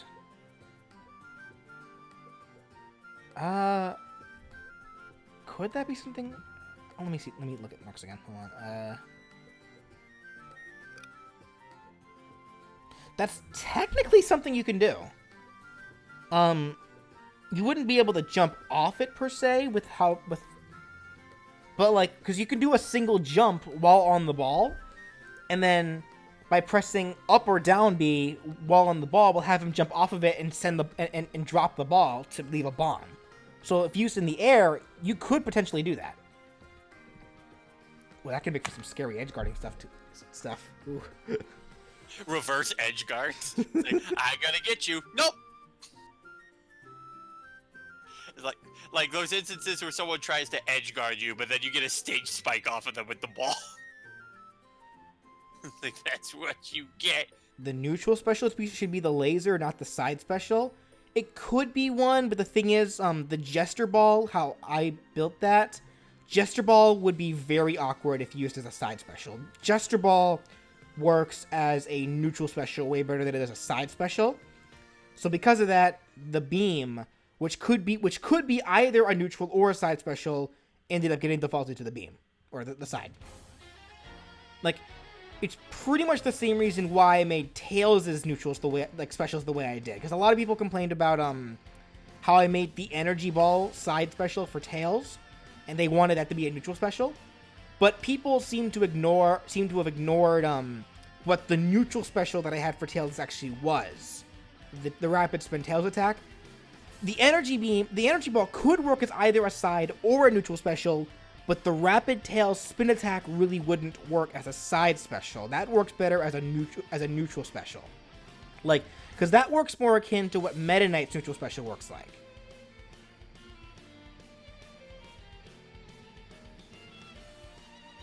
So it's kind of one of those things where it's like, when you decide on a list of moves to use, like, you got to figure out like which ones can work in multiple directions, and figure out which ones could only work on a limited selection, and then from there kind of fill out the rest.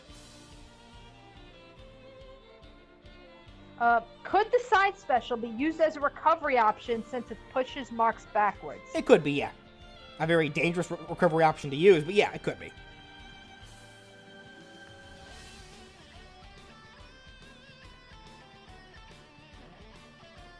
Marx's final smash should be Black Hole.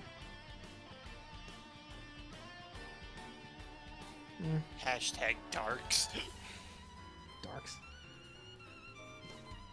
I think originally I had planned to make the Black Hole the final smash, but then I thought of the split idea and opted for that. But I much preferred the idea of Marx just throwing Nova at people. That's much funnier for a final smash in my opinion.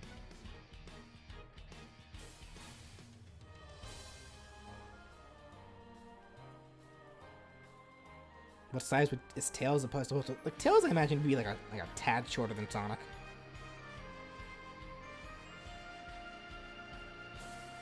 Why is Star Allies so dang fan servicey anyway? What do you mean fan servicey? I mean, like, I'd say like pretty much full of like nods and winks to the fans. Like, yeah, we did this thing. Neutral B should be down special, and down special should be neutral.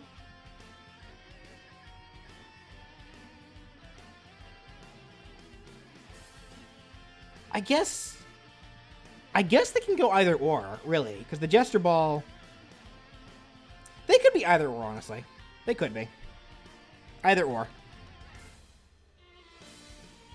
Can you press shield to cancel a down special's charge?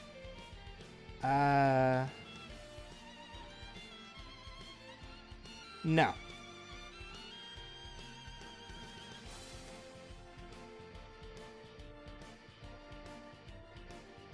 See, here's my thing about the down special. Like, people say that the charge is too long, but people have to remember, if someone's trying to run up on you while you're charging, you could just release it and just unleash whatever it is you have ready.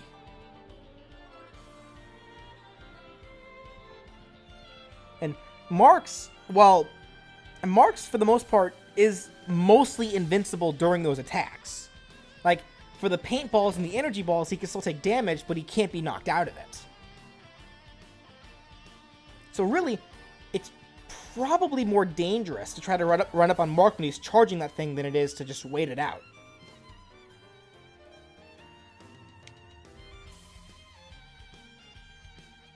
What happens if you press back B with the gesture ball? He'd probably just throw it. He'd probably just shoot it the other way.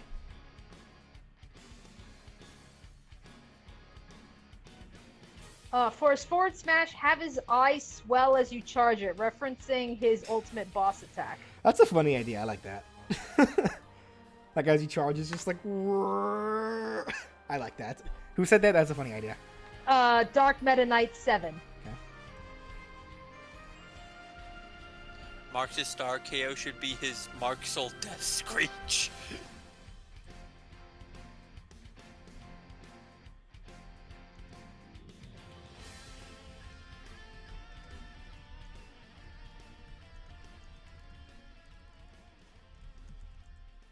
Okay.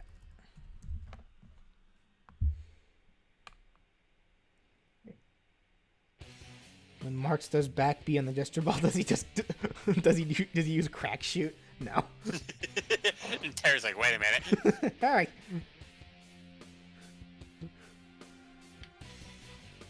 Nair should be a wing spin like plant. Why? Because. How would Marx clap? Probably with his wings.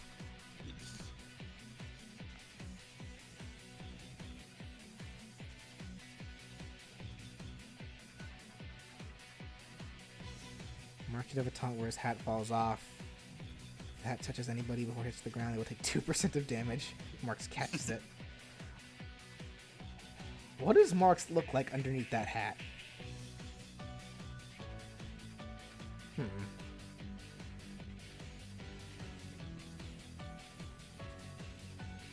Alright, so again, I guess, are there no more actual issues about Marx then?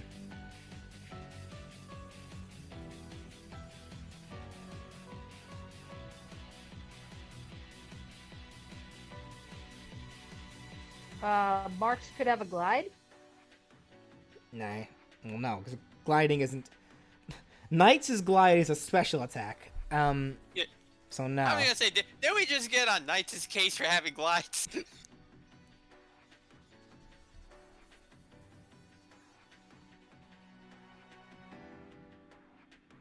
Up smash. It's because you guys like Marx more, isn't it? Up smash seems like a down special. That was my original intent, but then I thought about it and it's like, really the up smash and the down air, what was it? The shadow uppercuts and the Marx flip ultima. They are just basic tackles for the most part. Which is why I ultimately decided to make them just attacks. Because there's just other things that Marx does that just look more visually appealing than just bop, bop.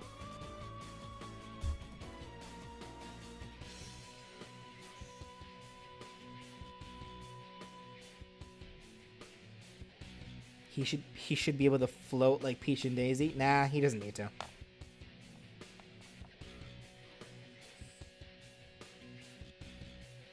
Can Marx move around like he does in the gesture ball during his grab? Can he move around when he grabs somebody? No. He'd just be balancing on top of them.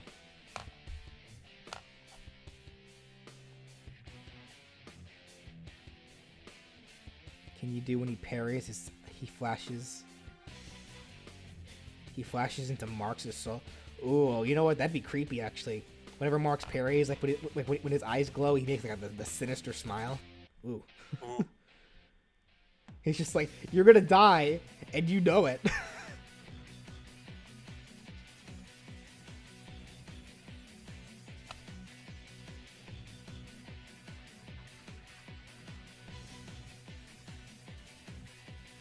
That was a response to you talking about Ness, even though I hate Undertale, Toriel.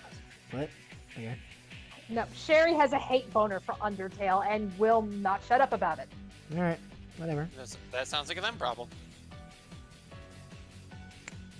For the grab, would Marx be standing on a star, or a crumbled up? It'd be like a crumbled up version of the opponent, like because every character has an animation where they're like curled up in a ball, and they get that whenever they're shot out of a cannon. So like like how in classic mode during that bonus stage, during that bonus stage, at the end of the stage, you jump into a cannon and you're shot out into a portal. They're all curled up into some kind of ball. Like they'd probably be shown in that kind of animation. All right. So I guess anything else on Marx before we move on?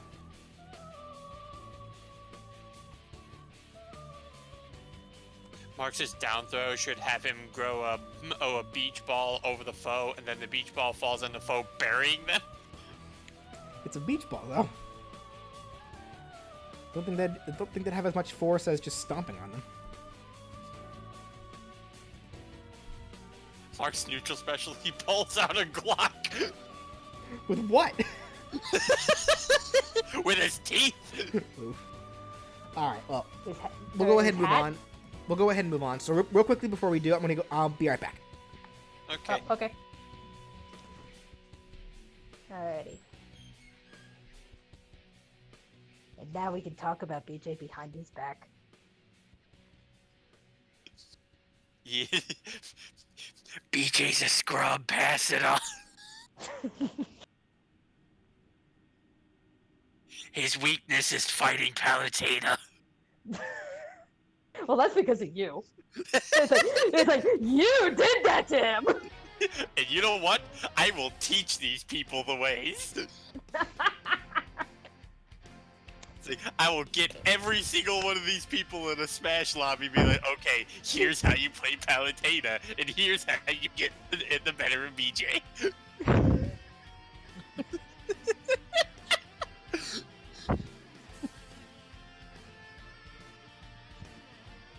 Oh, because, like, I still love the one match where it's like, I think I found the answer to Palutena. Picks Ganondorf. Bruh. Like, allow me to list the 500 reasons as to why that is not correct.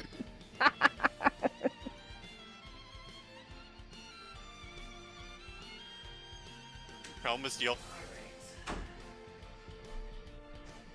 Like a couple of years, one person in particular. What's up? Oh, I was, the chat, and then someone talked about how I'm the ultimate salt inducer, and I'm like, I mean, I did make a diss track.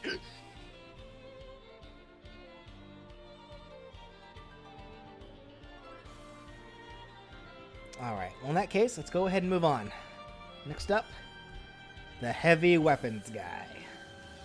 Okay, So actually, but before you even get started on that one, I just figured I should mention. So, what's called Mr. Maniac. I guess he made a Google Doc, like I guess giving off some of his ideas for how he would have handled the heavy. Do you want me to link you to that so you can take a look at it? I'll look at that here in a bit, because like there was one thing I would like to bring mention to for the heavy, before anything else, and that's regarding the up special. So, and this is funny because Maniac and Stick. I just thank you. Mark should play on his ball instead of clapping. I would honestly see Marx do something more malicious when he loses, because he's probably a sore loser. But anyway,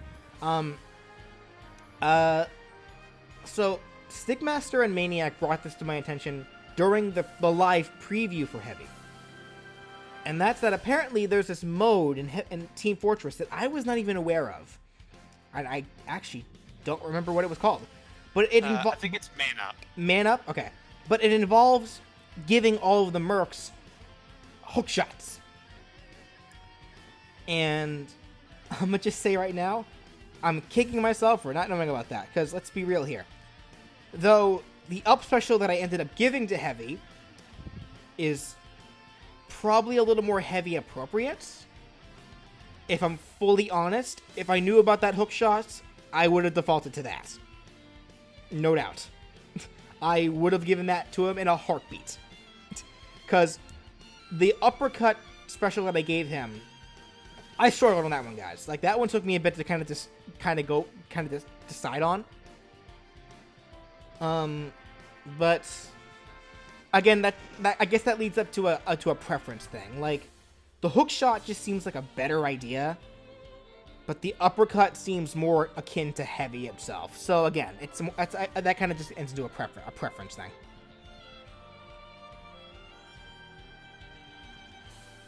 All right, so I guess yeah, can I guess let's see Maniac's thing. Okay, here. I will send you the link through Discord real quick. Actually. Okay. It's not a very long document. It's just more so like, some of Mr. Maniac's ideas for, like either whether it be like, different ideas for movesets or just like, or more so like references. Let me see.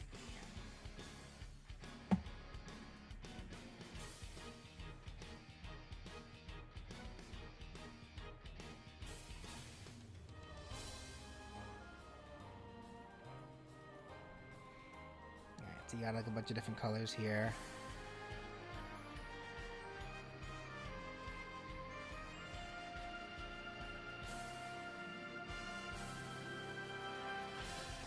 A jetpack? Nah. We don't want no stupid jetpack. Joking aside. We want a hook shot. Nah, joking aside. Like, what is this thing? Oh, it's something that Pyro has. No, save that for Pyro. Like, what if Pyro has this? Other specials are basically the same, but down special was slightly different. It would always heal 50% damage, but he won't stop eating until 4 seconds pass, leaving him open for attack, and would take 30 seconds for it to recharge. That's kind of busted. A move that heals him 50% damage and only takes 30 seconds to charge with only 4 seconds to eat. Nah, that's a little busted. Like, that needs to get nerfed. Like, the idea itself could work, but that needs to get heavily nerfed. I would suggest that you stop using generic punches and kicks in your moveset. I mean, that's kind of hard with some characters. Yeah, because there's only so many ways to punch and kick. Like, it's just a matter of, like, it's really just kind of a matter of what would this character do? And if that character likes to punch and kick, they're going to punch and kick. Yeah.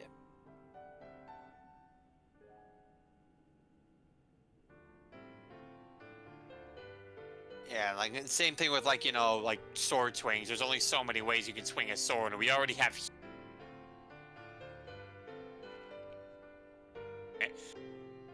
And wow, okay, that guy actually just buried that spy. But you said that was made from from a community made SFM video. So that means it's fan made, right? So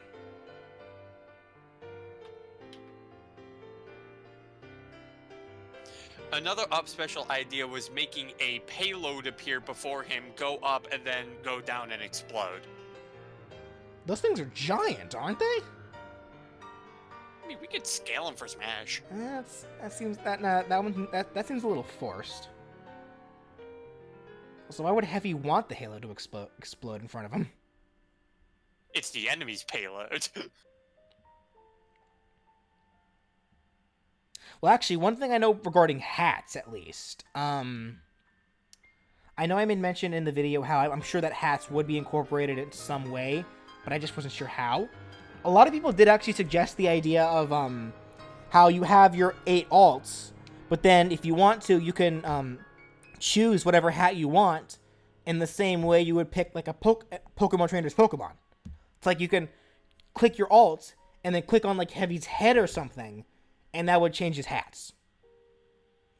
So yeah. Choose. Ooh. Bless you. There you go. Any alt the same way you pick Pokemon for Pokemon Trainer. Okay, well, Heavy should thrust Sasha forwards for a side tilt. Heavy doesn't really use the miniguns as blunt objects, though.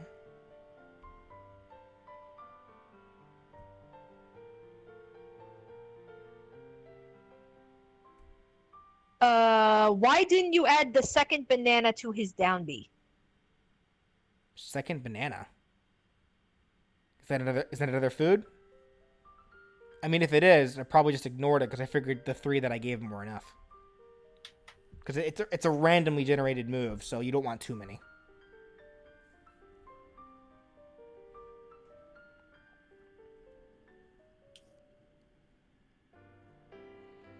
What if Archimedes was on the medic's shoulder during the final smash and the medic victory screen? Good. The second banana was a food added in Jungle Inferno? Okay.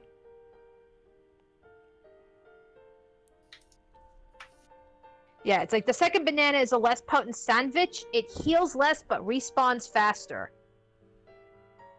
Oh, well then that's... How would that be incorporated into Smash then? Because... Let me double check on how I made this. Like, because there's no I didn't have a respawn for how I made the sandwich. It's literally just like, you know, you eat, and then you gain its effects, and then if you want to use it immediately again afterwards, you can. It's just whatever item you get, that's what you get. Like, the drawback to this move is that it takes a little while for him to eat, and if he's hit at all while he's eating, he drops it. To where either he can eat it off the ground for only half of its effects, or the opponent could eat it. But there wouldn't be a cooldown in terms of how he eats. Okay. Heavy should be heavier, and some of his attacks should deal more damage. Didn't I already make him a super heavyweight? How much heavier does he need to be? It doesn't matter if he's the heavier or not. I don't see him heavier than like the likes of Bowser or King K. Rool. Bowser weighs a few tons. Okay. Piggybacking off of Mr. Maniac's document, because he kind of stopped roughly like halfway. He did mention in TF2 there is a thing called crouch walking. Yes. And you did. Yes. That was a mistake on my part. I forgot they can do that. Yeah. Heavy. So should we count that as a crawl for heavy? Yeah, it should be. I should have been. That was my bad part. I forgot he can crouch. Should be able to crawl. Yeah, and he did put down some ideas for heavy hats. Crouch. Okay. Well, I kind of figured the heavy hats would just be like some of the heavy's default hats, like the heavy centric hats, I'd say. Yeah. So like, Mr. Maniac suggested the football helmet, the officer's Ushanka. I hope I'm pronouncing that right. The tough guys talk, the hound dog, the ghostly gibbous, the Hong Kong cone, the breadheads, and the dueler? Was it duller? I don't know. It's the top hat.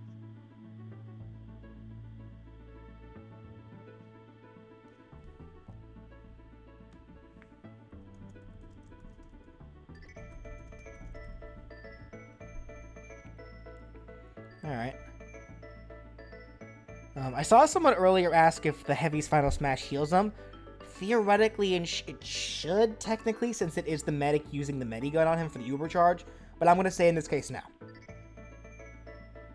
Yeah, I mean, we don't. Yeah, I mean, it's like we're already giving heavy invincibility. We don't need it to be too broken. Would a crit increase to 5% work? No. A little that'd make it a little too strong. Yep. Also, I see some people saying the shotgun should be an F smash.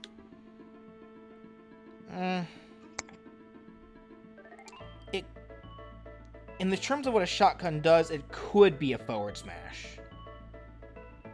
But then therein lies the problem. What would be heavy side smash then?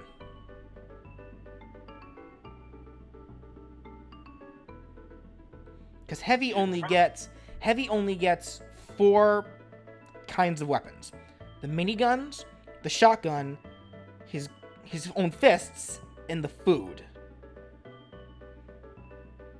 Like, he uses his fists for just majority of his basic attacks because he uses the Russian style of fighting. Minigun for his neutral special, shotgun side special, up special could just be hook shot or the uppercut, and then food for down special. What would his side special be if shotgun was relegated to a basic attack? That's the problem there. Maybe it could be like.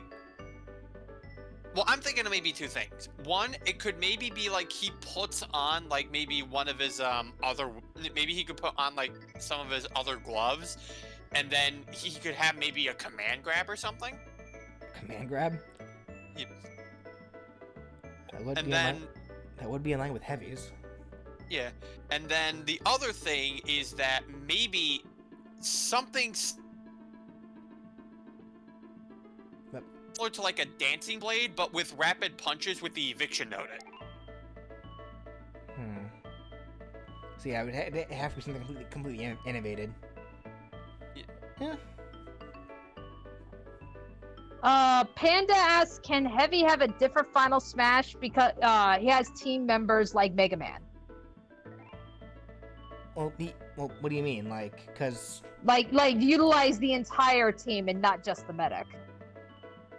Well, what would they do? Like, it would probably just be something like along the lines of just all of them attacking, and then ending with something big from the Heavy. It's like... No, you see, the Final Smash... That's pretty generic.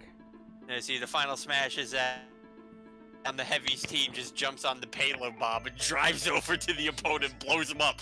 I chose I chose the Final Smash for the Heavy that I did because it's iconic. Like, the medic uber charging a Heavy, you know, to build momentum during a match, that's iconic. Like, that's why I chose it as the Final Smash. Yeah, I could tell you, like, you know, as you know, when we were playing TF2 heavily, and I was like, medic was my main. I can tell you for a fact, like, you know, yeah, whenever I had Ubers, you know, yeah, if there was a Heavy on our team, 9 times out of 10, I would reserve the Uber for the Heavy, because that was really what was gonna push us through, was giving the Uber to like a really like heavy set attacker. Like, I would not Uber a spy or a scout. But I would Uber a Heavy or a Demo Man or a Pyro. Because those guys could get us through. You mean you don't Uber the sniper?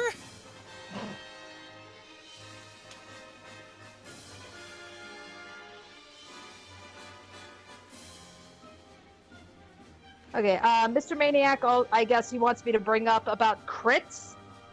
He said, in his document, he writes, considering the recent big push to remove random crits from TF2 in the last few years, especially because of a video by Uncle Dane, I didn't include them for the moveset. Hero wasn't out yet either, so his brain wasn't thinking that they would do that. I did make it so if the smash attacks were charged to the max, it would have the crit text will appear above the Heavy with the crit sound playing. So, like, simulating the crit, but not actually doing the crit. That's what it sounds like. All right. Well, I don't much. I would like for the Heavies move, like, for, and not just Heavy. When I do Team Fortress 2 characters in the future, they're all gonna get random crits, because that's just a TF2 thing. I don't care if people are pushing for it to be removed. It's in the game. People are just salty. They need to get over it. It's a part. It's a part of the game. And listen, you just got outplayed. All right, learn from the matchups. That said, actually, you know what? I'm sorry. I scrolled up on my Heavy moveset list, and I remember something. So the intro that I made for Heavy, how it just has him parachuting in, that was admittedly a weak one, but I couldn't think of anything else better than that. But then a lot of people suggested something that was way better, and that was him coming in on a teleporter. Like, the one that, like, breaks as soon as he steps off of it. And that's just such a better idea. Yeah. I like that. Let me get it back. I worked all day on that time.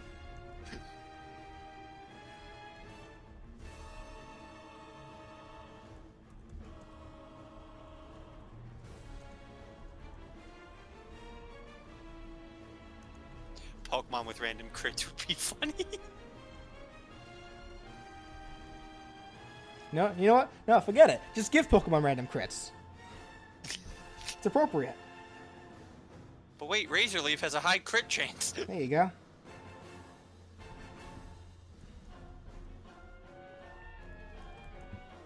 Okay. Oh, thank you, Into the Indie.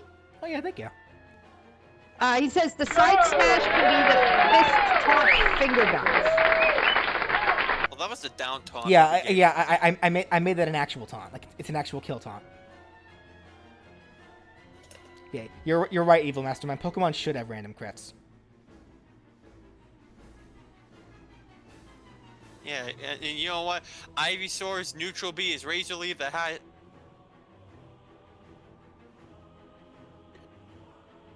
Dash attack should be in reference to meet the spy when Heavy used his minigun as a battering ram. I don't think he used it as a battering ram, just so much as just immediately just running through a wall or running through the door. Yeah. But, you know, I could still see him doing that. Yeah, it's an option. For the final smash, he should shout, "I am bulletproof," in reference to the medic intro video. He should. He really should. That's kind of what I imagine him to do. That would be awesome. Yeah. A B should use minigun as a... That's not how miniguns work. I'm fairly certain if you point a minigun at the ground, it's just going to shoot a bunch of bullets at the ground. You're not going... Do you know how heavy miniguns are? There's no lift going on there.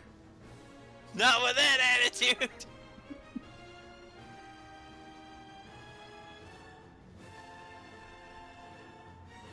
Yeah, okay. Is there anything else for Heavy before we move on?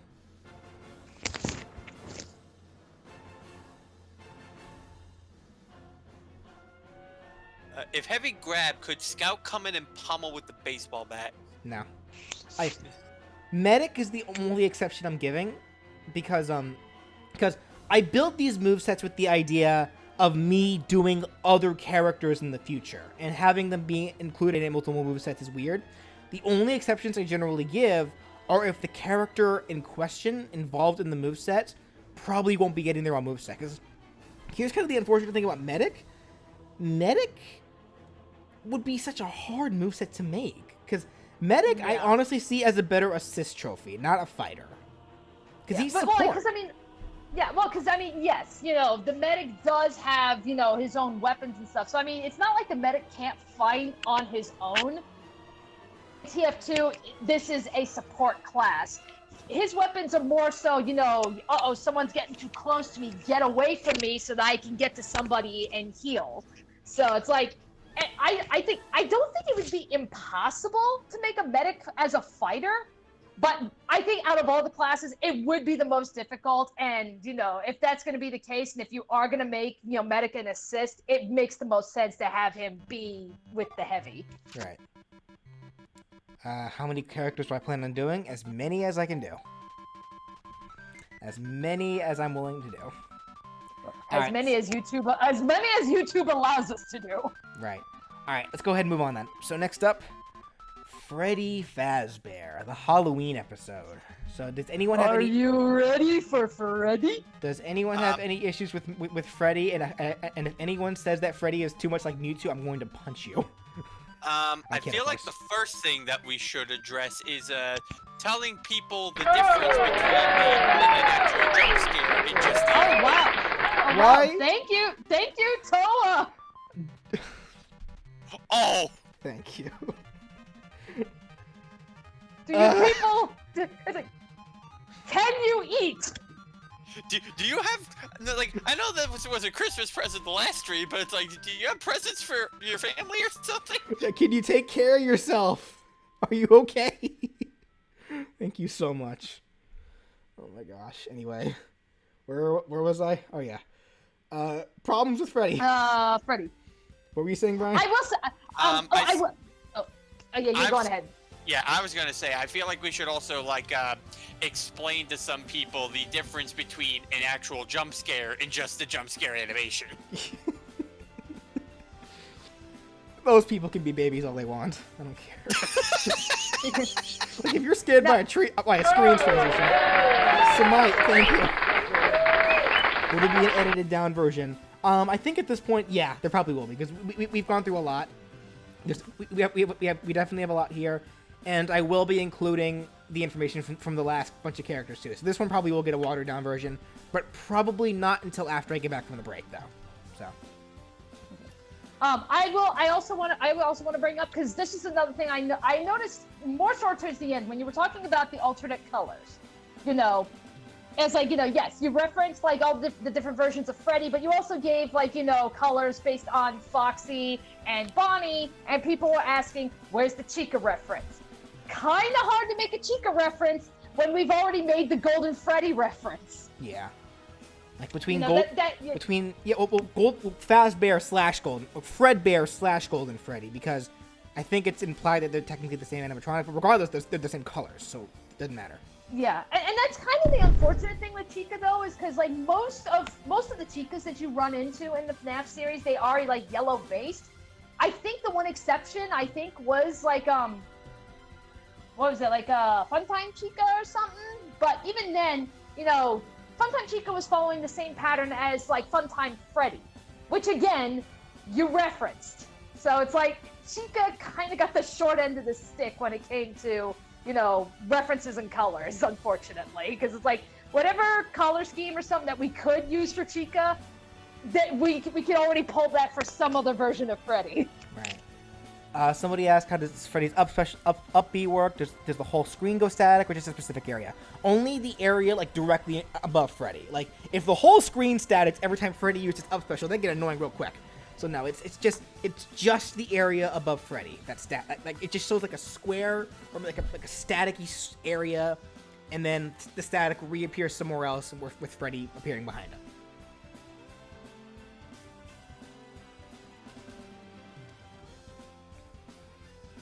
Someone brought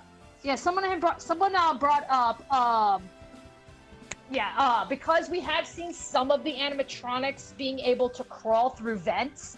Should that apply to Freddy as well?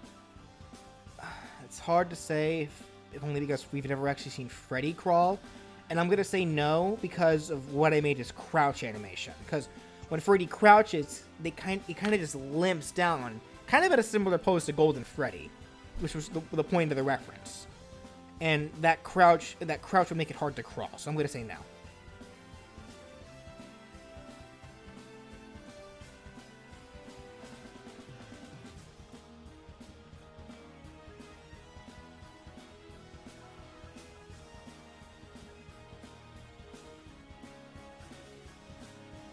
The teleport makes no sense in lore of FNAF and Springtrap as an Echo Fighter. No to the Springtrap, because they'd be way different. As for the teleport, it's not a true teleport. It's a teleport in mechanics, but and I explained this the best I could in the video.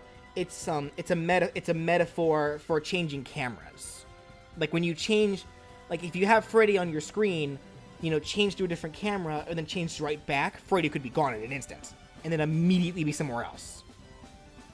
Yeah, that's that's what it's referencing. And I remember because I was in the chat with BJ and Devin, I believe it was. That gave me that idea. It was Devin that gave me that idea. Yeah. Yeah, and like, you know, because again, BJ doesn't really know. He's not too familiar with the Five Nights series, but you know, Devin and I played a fair amount of the games. So, you know, we've been like racking our brains all night trying to figure this out, and then like Devin threw out that idea, and we were like, "Oh my god, that's brilliant!" Yeah. Like we just love that idea, like that reference of like, you know, yeah, like you could be watching, you know, Freddy through the cameras, but then, you know, because they got to, you know, the game's programmed to shuffle and, you know, move these animatronics around. So how do they do it? That's when your camera turns staticky, and when the static clears, that's where the character is gone. So it's like, technically it's not a teleport, but we really love the idea of that reference. Yeah. Okay, it's a teleport visually as a mechanic, but it's really what it's referencing metaphorically. And then I saw some people mention how they don't like the sludge attack or the side special. I gave him that mostly because it's scary. Like, I know a lot of people were talking about how they wished I gave Freddy the pizza roll attack, whatever that was from FNAF World, as opposed to sludge. But here, let me clarify something about this Freddy moveset. I made Freddy not necessarily just based on specifically classic Freddy, but more so as a kind of a jumbled up representation of just the Freddy animatronic in general. Like, if its name is Freddy, it got referenced. And the sludge attack was used by a bunch of different Freddy animatronics in FNAF World. And I chose that over well, for one thing, Pizza Whale is not scary. I wanted the moveset to be terrifying to watch. That was the idea. He's a horror character. He's supposed to be. And Sludge, in concept and in concept and in context, makes the most sense. Because it's a gross looking attack, and if you get hit by it, you get slowed down, making it much easier for this horror themed character who's trying to kill you to catch up. That's kind of the theming. That's the theming behind it. The only really scary attack that I didn't give him was Mic Toss, but I felt that one was a little more obligated for me to give him a proper projectile. Not to mention, a good chunk of the Freddys do use that. So I felt that one was probably like the only appropriate one to give him that wasn't really that scary.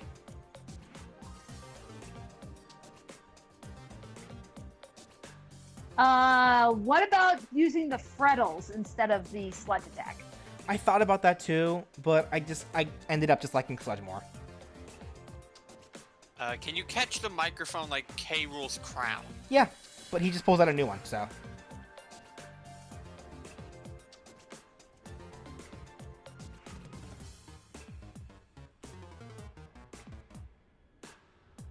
I did notice somebody way up earlier in the chat actually asked, like, you know, for the Up B special, considering it's the teleport, you know, could Freddy do his trademark laugh when he's teleporting?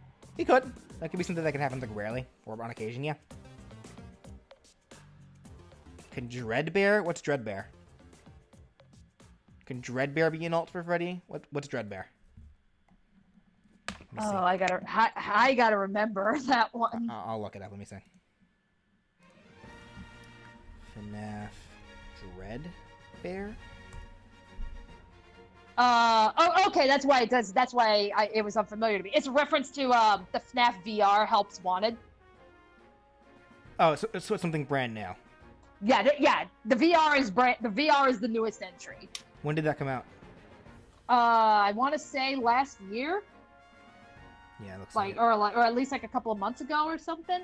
Basically, but it's like, but yeah, it's the latest one to have come out, and you know, again, it's VR, and you know, yeah, none of us have access to VR, so of course we haven't played it. Yeah, based on the colors that I'm seeing for it, it looks like too similarly colored to like Phantom Freddy, which I would have preferred to use a little more because it's a bit more well known. Let's see. Could Freddy crawl? No, yeah, I think we mentioned this. Yeah, we I think we mentioned this earlier. It's like, yeah, we do know. Yes, some of the animatronics can crawl through vents. Off the top of my head, I don't recall seeing a Freddy do that. I know Bonnie's have done it. I know Chica's have done it. I don't remember. I don't think Freddy's do that. Like, I'm thinking like in FNAF 2, I think Freddy's usually just come straight at you. VR came out in May. Okay, yeah, okay. VR came out in May, so almost a year ago. Oh. I saw someone ask, what's the range of the bite attacks? It just depends on the bite, because Freddy generally leans forwards for each of his bites, so.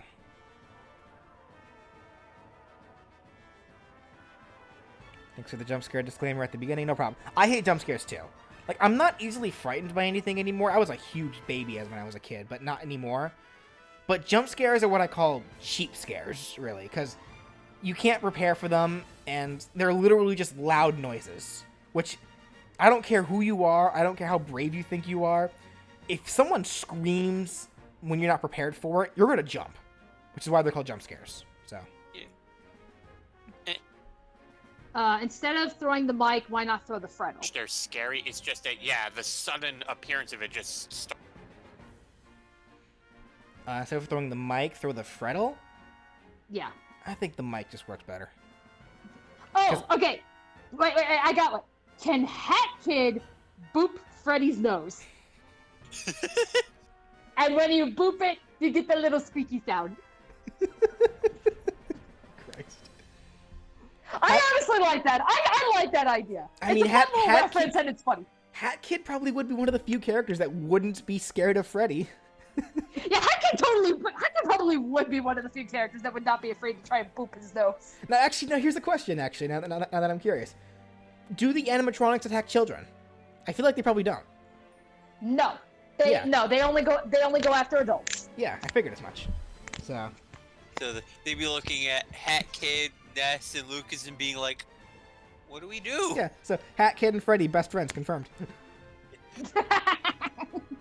I can't believe Hat Kid just straight matchup. they can both do the smug dance. For Freddy, can one of his taunts be taunts have Matt Pack? No. keep game theory as far away from me as possible, please. Anyway. But regarding the mic toss again, the Freddles are really more of a thing that's more appropriate for, what was it, Nightmare Freddy? Yeah, Nightmare Freddy from FNAF 4. Yeah, whereas the mic is something that majority of the Freddys have. So, and while I did base Freddy's moveset off of just the bare animatronics in general, I did for the most part want to try to stick to what was scary about the original classic one too, since that was the default one that I was using as the default.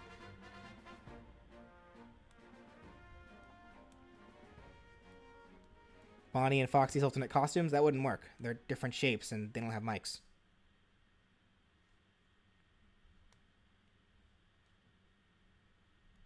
No, but if I do Bonnie, Foxy, or any of those other ones, they're getting their own movesets. They're doing different stuff. Yeah.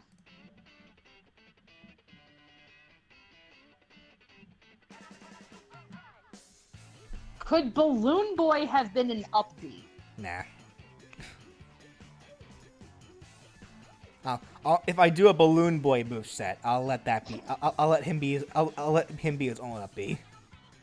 Like I said, how could you make a Balloon Boy moveset? Yeah, like I said, generally when I make these moves, I try to avoid having other characters be included with the movesets. Should do Master Chief. We'll get you down for that. Thank you. I generally try to avoid having other characters be included in someone's moveset unless it's just super appropriate for it to do. Like if they're just like if the character in question again wouldn't have their own movesets and would have to be included in someone else's moveset in order to be included. But aside, no, I generally try to keep the characters by themselves. I mean that's why like Sonic that's why Sonic's moveset doesn't have Tails as his up B or anything like that. Like, yeah. Can you make Freddy a bit faster? I mean, his speed is subjective. Like that can be easily altered. I don't think I ever actually designated a speed for him. Right. But I'd say he'd be decently fast. Yeah, because I mean, it's like, and it's one of those things like, it's kind of hard to tell with Freddy, just because, like, off the top of my head, there's only been a few animatronics that we've actually seen in motion outside of their jump scares. Like, Foxy is one of them, and Foxy's fast. Ballora was another one. Ballora, I'd say, is probably average speed. I think technically Springtrap we've seen in motion. But it's like, it's kind of hard to really, hard to gauge with the animatronics. It's like, I mean, for one thing, they're big, bulky robots, but it's like at the same time, it's like, again, look at Foxy. Yeah. Foxy jukes down. Like, Foxy is juking down that hallway in FNAF 1. Here's how I kind of imagine Freddy running and walking. Here, actually, I will do something special for you guys. Give me 1 second. Yeet. Oh, that's a little high. It's hiding. Whatever. Just squint if you need to. So, like, I imagine Freddy, when he's walking, obviously he'd be something like this. Like kind of more robotic-like, something like that.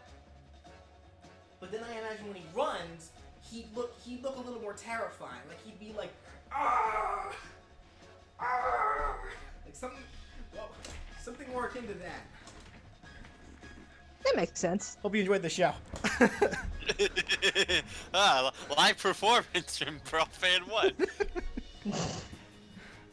Okay, and some people are actually bringing up, I guess, in FNAF VR, you do see the animatronics actually moving.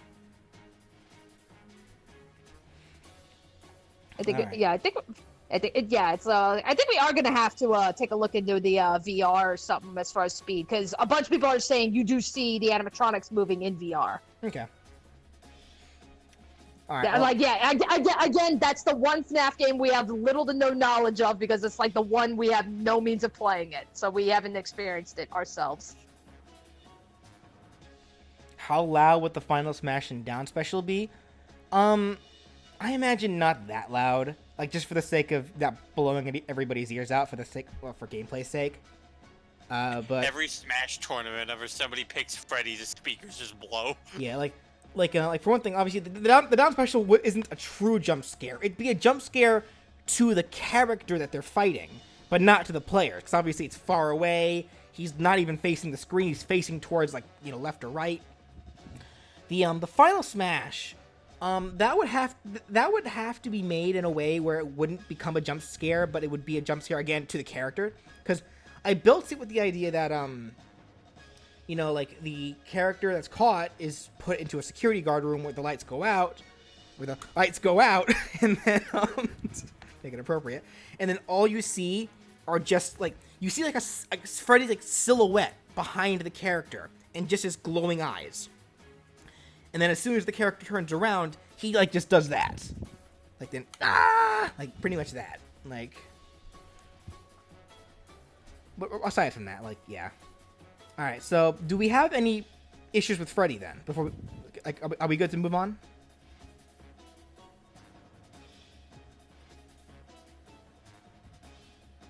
Freddy's down smash does not fit the character. Instead, hang on. Instead, Freddy would short circuit and go limp while charging, and the attack has Freddy's head spin in circles while screaming. His down smash?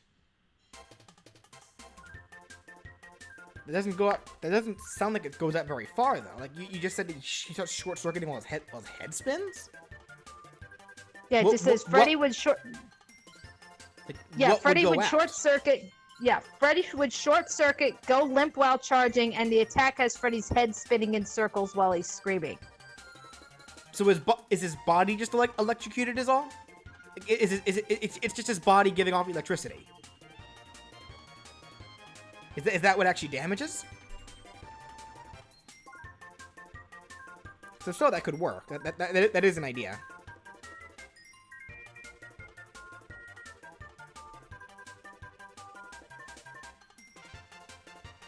Alright, well, if that's the case, I guess it sounds like we're good then. So I guess we'll go ahead and move on. Oh, actually... Wait. Would Freddy have any heavy armor at all, since he's a robot and all? Maybe for some attacks, yeah. I actually... Didn't I say he would for a couple of attacks? I thought I said he would. Maybe. I forget. I imagine that he would, though. Okay. Hang on. When Freddy shields, a door from the security room could close in front of him and slowly open as it loses durability. Nah, that's a little much. That's kind of stretching it a bit. Okay. All And then, hang on. I got a message. About a Freddy gimmick. If dealt enough damage, he goes insane. It's hard to control him, and there's a major chance of KO. No, that's unneeded. Sorry. Yeah, I didn't really give Freddy a noticeable gimmick. He does still have a gimmick in a way, though. It's just he has a themed gimmick, I should say. Because something I always say, every character in Smash has a gimmick, but some are just more blatant than others. It's like, obviously they're the ones that have meters, or limited things. All those are obviously gimmicks, but every character still has a gimmick in some way, but some are just themed. And some characters' themes are a little more notable than others. So, but alright, so let's go ahead and move on then. So from Freddy, we got Knuckles. Did we have any problems with Knuckles? I actually have someone just contacted me over Discord. I guess asking, please tell BJ about gimmick for Knuckles. So the gimmick that this person had in mind, Knuckles is known for looking for Master Emerald pieces. So I think that it would make sense if the gimmick will be added in Smash. When he enters the stage, there's a radar above his icon which glows when he finds a piece of the emerald. The number is 3. You can find it anywhere, on the bottom of the stage, in the ground. That's why Dig exists. Circling around something, chilling in the sky. You can't lose them if you die, but opponents can grab them and throw them out of the stage. Plus, if you miss the moving piece, he will not return. So look carefully if you want to bring back the power to Angel Island. What would that actually do, though? Yeah, like I was gonna say, like, Like, would that just give him power boosts or speed boosts? combat. Because that sounds very unnecessary.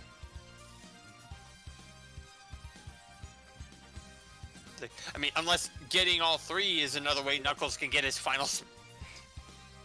Yeah, like that really wouldn't work in the context of how we made the final Smash.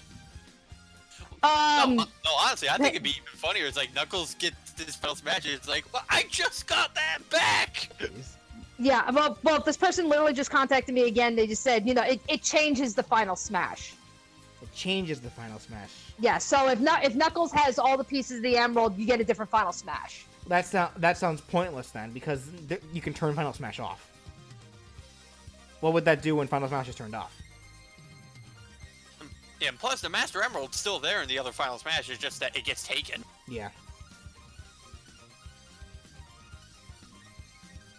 And then I know a big thing that a lot of people brought up with Knuckles is that they didn't like how I made him way lighter than Sonic. They thought he should be heavier. I need to make this a point of contention for weight. The weight of a character in Smash doesn't always reflect how heavy they actually are. Weight is really just there for balancing purposes.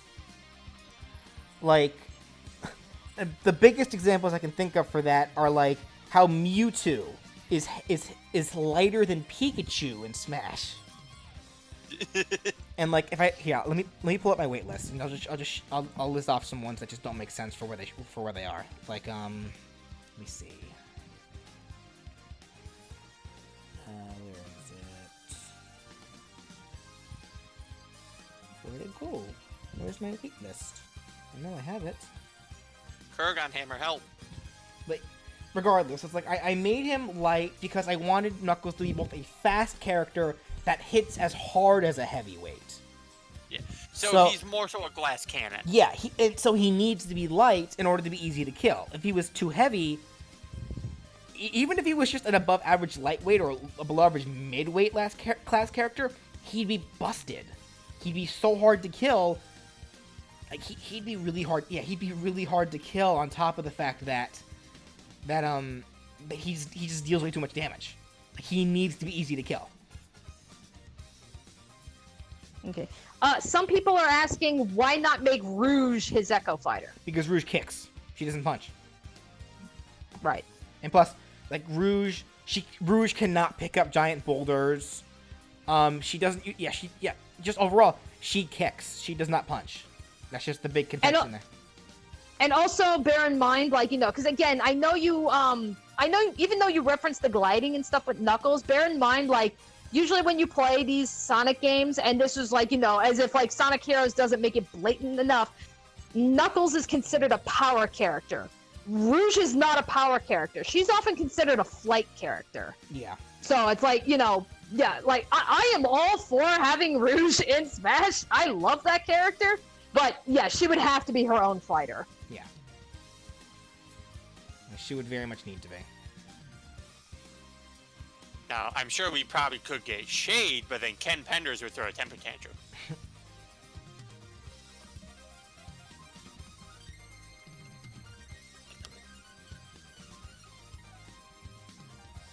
Knuckles should be just a bit lighter and should be the same weight, same height as Mario, and should have his attacks do a tiny bit more damage, like 1 to 5% more? What? So basically, a harder hitting Mario, but weighs lighter? Well, he needs to be fast too. Because Sonic characters, with probably like a few exceptions, should generally be fast. That's kind of the thing. Like, there's a few characters I can think of that won't be that fast, but generally Sonic characters should be fast. Like, Knuckles may be one of the slowest of the Sonic characters, but he's still fast, like, comparatively to other characters. Alrighty, and then, okay, one last thing, BJ. So the same person about the 2 Final Smash idea that they were thinking of. So they said, what you call it? So Final Smashes. So if Knuckles did not collect all the Master Emerald pieces, or like collect any of them or none of them, the Final Smash would be transforming into his super form, uses his opponents as gloves to run in with rage and confusion through a mass of rocks. If you collect all the Master Emerald pieces, then that's the Final Smash that you suggested. I still don't care for that gimmick idea, though. It just seems a little too extra for me.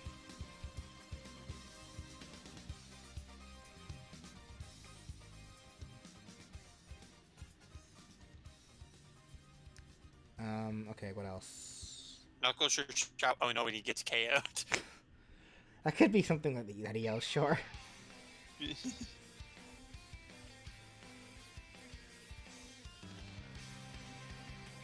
The rock throw could be an insane edge guard, possibly very hard to combat.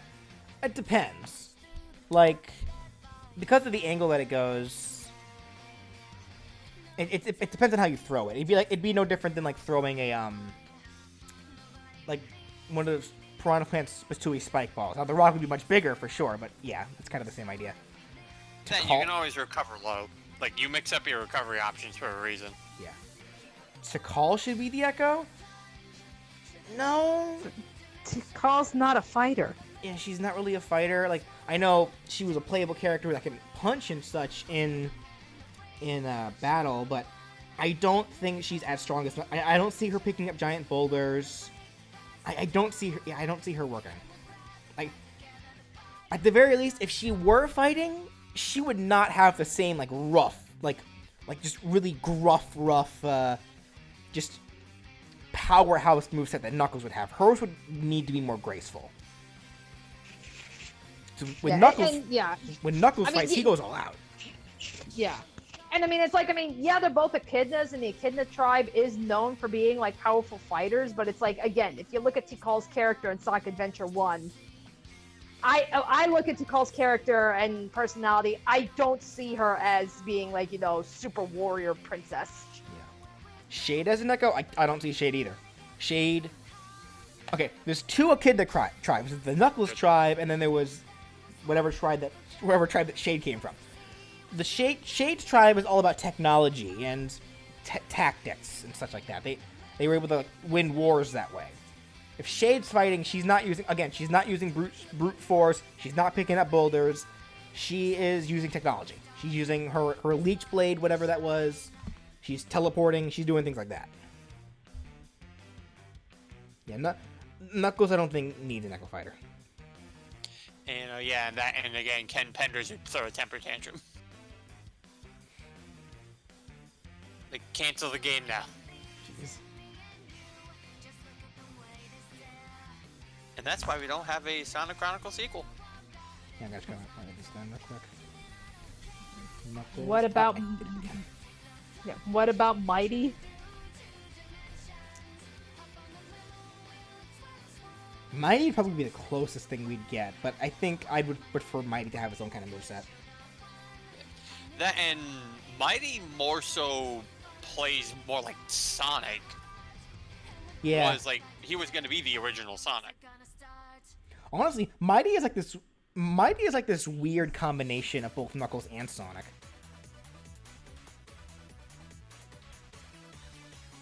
Yeah, and plus remember, Mighty was in Knuckles Chaotix. Yeah. Could Knuckles wall cling? Yes, he can. And I know people were wondering why I didn't just let Knuckles climb. That would require a whole new Smash mechanic. Plus, I think it would just be bad. Because there's not a whole lot of walls that would really merit it. Plus, I imagine it would be super punishable. Like, he'd start climbing up the wall. Someone would just come down, clinging against the wall, and then just spike him. I just see it being... It'd be bad. It'd be super exploitable. I think him being able to wall cling and wall jump is enough. Greninja looks down. Free real estate. Yeah, really. Alright, so... No other problems with Knuckles? Can Knuckles have Terry's final smash? Buster Wolf? Listen, we just want to drop an island on people, okay? Yeah, can we Let us just have this. well, let's just like I love the final smash that we gave to like actually funny story regarding that final smash.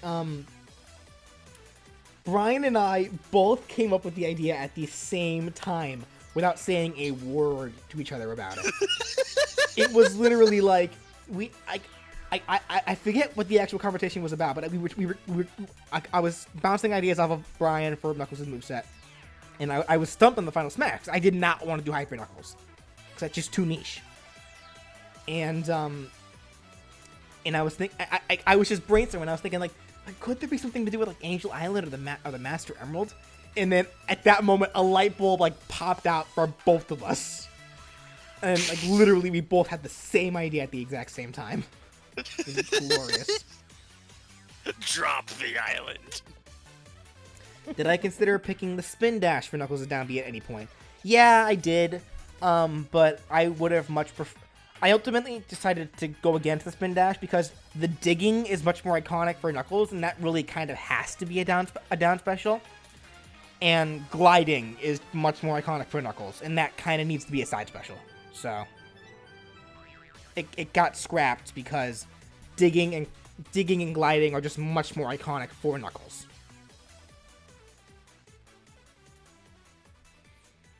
Alright, so anyone else for Knuckles? Can we move on?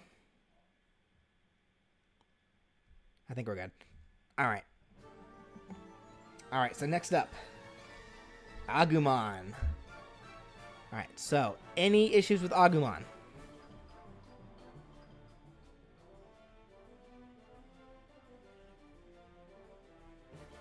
You should give Agumon Final Smash should be that he transforms into his new form from the 2020 movie? Who cares about Agumon? Banned. I'm banning you. Kidding. Oh. I care about Agumon. For Agumon, his War Greymon forward throw should be Black War Greymon's drop kick from Rumble Arena. Okay, you know what? This is something I'm kind of regretting. I never was able to unlock... I was never able to unlock Black Agumon in Rumble Arena, so I was never able to see any of the stuff that he was able to do there, so...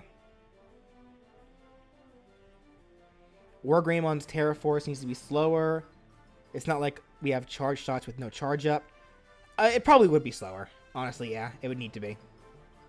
How quick... I say, give Koromon a grab? No. No. Koromon is useless. How quick is the Digivolution? Digivolution, it's near instantaneous. It's about as quick as changing Pokemon. Like for Pokemon Trainer. Also, actually, thinking about it, going back to the Terra Force comment, it probably shouldn't be that slow, because if it was, it'd be a dangerous pressure tool. It probably should be fast just for the sake of it being easier to dodge. And just... I know that may sound a little weird, but it's like... really slower projectiles in fighting games are much more dangerous than people give them credit for. Because they are insane pressure tools. So, because the Terra Force, it wouldn't be that fast, but it wouldn't be super slow either.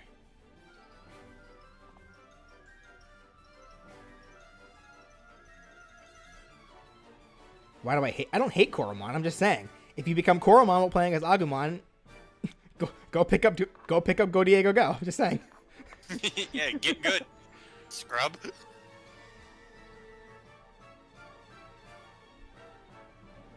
Agumon in the fully evolved state is too OP and needs nerfs. It's not as broken as people seem to give it credit for, or people seem to think it is. Because the idea is that Agumon and even Greymon would be low tier. Metal Greymon would be a little bit better, but it would still have some problems. War Greymon would be the final moveset. Like, that'd be the real moveset. That's kind of the deal. Like, I know a lot of people complained about how they felt the Digivolution was too fast. But the thing is, you don't want to be playing as Agumon. That's the point. In every Digimon game, most Digimon games where you Digivolve, you're only the rookie for like the first hour of the game. Not even. You generally gain access to the champion form very quick and are using the champion form and all the forms onward for the rest of the game. You are not using the rookie. The rookie is just too weak. That's the point. Yeah, like, maybe not wanting to do it. It's also like maybe a bit later. Like that way, you have to work a little bit more for it. Wait, repeat that, Brian. You lagged. Okay, I was saying like maybe work a little bit more for it. Like not too late, but like late enough to where late enough to make it seem like you worked for it, but not early enough to where it's like, yeah, I just instantly got it. I mean, that is something that, just in general, that's probably going to have to be something in general that's, that's going to have to be one of those things where we'd have to see it in action and tweak it as it goes, but we don't have that luxury, unfortunately. Yeah, nope. But actually interesting. I'm sorry, real quickly. I actually had the percents lower than prior. I actually upped them when I was making the video. And people are still saying it's too low, apparently. But the point is that Agumon, Greymon, and even Metal Greymon to a point are too weak. You need to be War Greymon to really have a better chance. That's kind of the idea. That's the idea. I'm sorry, what were you saying, Danny? That's where I was just going to bring up, is a lot of people are still saying, like, the percentages are way too low.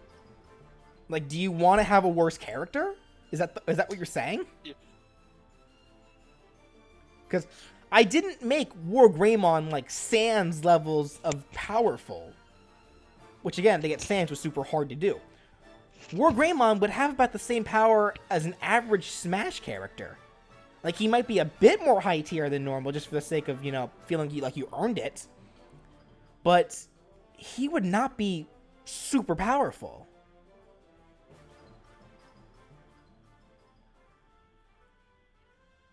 Okay, which form is the fastest, slowest movement-wise? Wait, the fastest, slowest movement? What? Like which one is like the fastest and which one's the slowest? Agumon will be the slowest, War Greymon will be the fastest. Like, and then there's Koromon. For the most part, damage outputs, everything only increases as you Digivolve. The only thing that decreases is the weight between Metal Greymon to War Greymon. War Greymon's actually lighter than Metal Greymon. And Greymon, I think, yeah.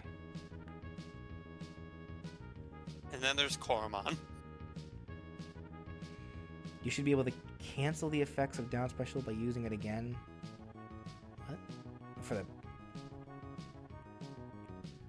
Could you imagine winning a tournament with Koromon? That'd be a pop-off, that's for certain. Yeah. I'm pretty sure that'd be a career ender. Like, that person would never appear in another... Yeah. Can Koromon shield and air dodge? Yeah, it can. It is at least able to do that. So playful Zoroark, no, they're not too little, because you want to be Digivolving as fast as possible. You don't want to wait too long, otherwise you're going to lose matches. Just saying.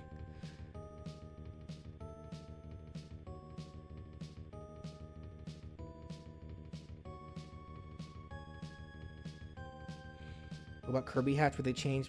Yeah, I think... Oh, that's gonna be a pain to draw, though. Yeah, Kirby would have a different hat depending on who he sucked up. Unless it's Koromon. He would not get a Koromon hat. Yeah, but you'll worry about that when you get to it.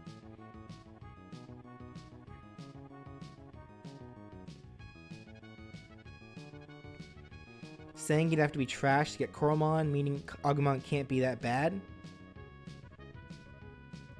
Well, you would only need to get, for my moveset, you would only need to get 20% of damage to get to Greymon.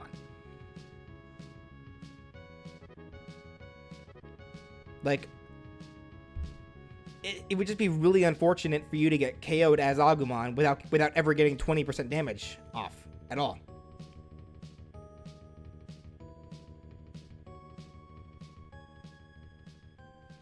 If Agumon is that pathetic, then getting Koromon wouldn't be that rare.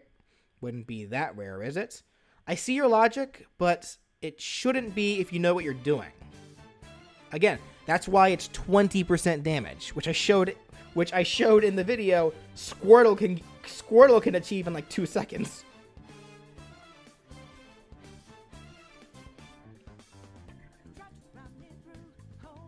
All right, playful Zoroark. You keep repeating the same thing over and over again, like.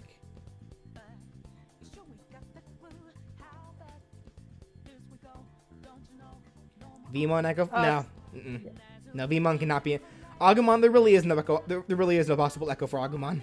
The forms are all just too different from everything else. Some people are asking, can we have Tai in the background, kind of like with Pokemon Trainer? No, because specifically for Agumon. Tai is an anime thing. So no. Why doesn't Charmander could be in that. Why doesn't Wargreymon use the Brave Shield? He probably could use the Brave Shield while he's actually shielding. That's probably it, though.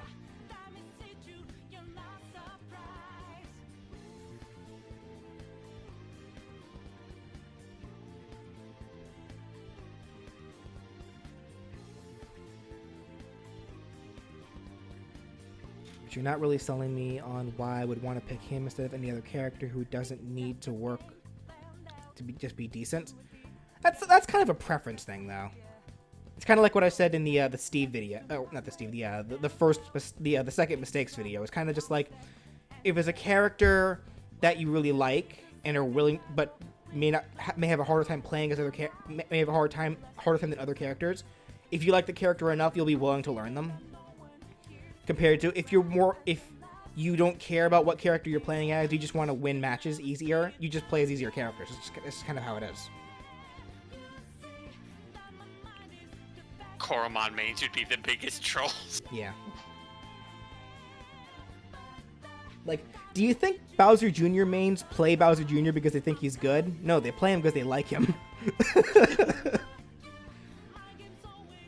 Yeah, I mean, just look at Tweak. He tried to main the character. He's like, no, I don't like him. Then switch to Cloud.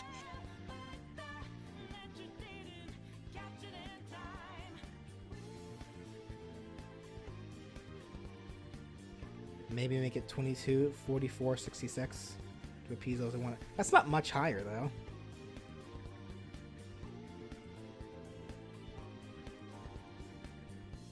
Again, it's like, I'm not saying the percents that I made it are definitive. It probably might need to get tweaked. But again, we really don't know unless we saw the character actually in action. Which we don't have the luxury of doing.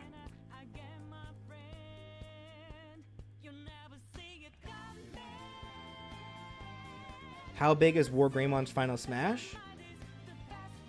When he becomes Omnimon? It'd be like a slash forward. So probably maybe around the same kind of size as like what I don't know. He doesn't charge forward, he slashes forward. So kind of like what Hero does. Like, do you think maybe it would cover the range of like the Kirby's finals? Maybe, something kind of like that, yeah.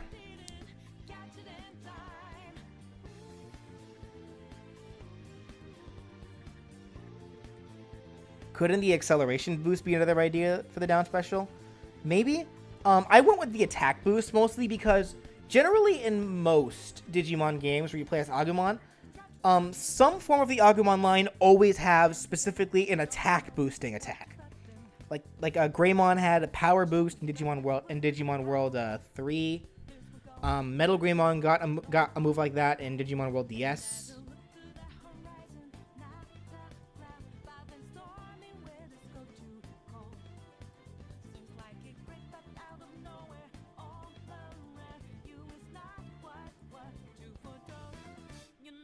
Am I ever going to remake movesets for existing characters like Ganon? I might. Agumon's Echo should be Gabumon? No, that wouldn't work at all.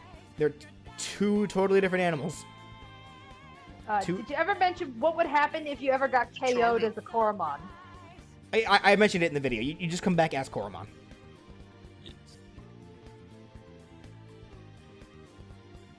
If you were to get assist trophy damage or something, would that count towards Digivolution? I actually never thought about that. I don't think it should, because you're not actually attacking. Yeah, no, it shouldn't. What about items? If you threw the item, then sure. Yeah.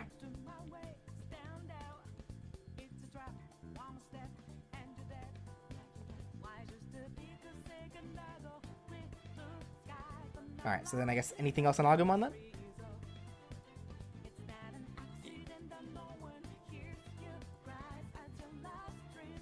I think so, because yeah, I feel like the only things at the moment now is just, you know, talking about the gimmick. Yeah. If you were to use Agumon Black, yes, I actually did make a point of that in the video. Yeah, if you use the Agumon Black, the Black Agumon color scheme, the final smash would use Omnimon's Wart.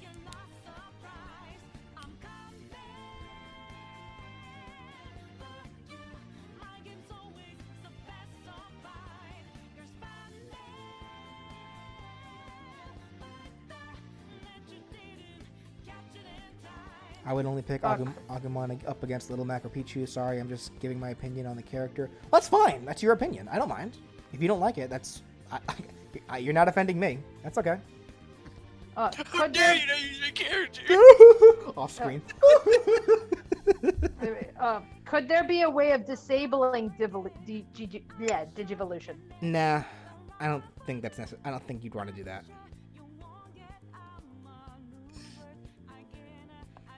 Agumon could have a level up bar by damage. Like, there could be something that can indicate how close you are. Like, the same kind of meter that's used in, like, Digimon Rumble Arena, probably.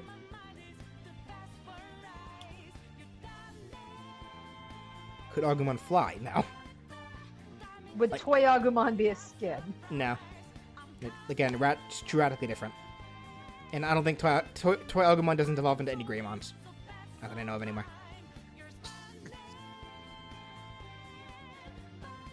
Is pooping even allowed in Smash? I mean, the pooping thing, it's like, I mean, one thing, if pooping is allowed in Digimon games themselves, I'm sure they'd probably be at least okay-ish in Digimon. Because the thing is, so long as it doesn't actually look like poop, I think that's how they get around it. Because the poop in Digimon is like these pink swirls. So, yeah, Wario farts. Like... Oh, that's the smell of victory.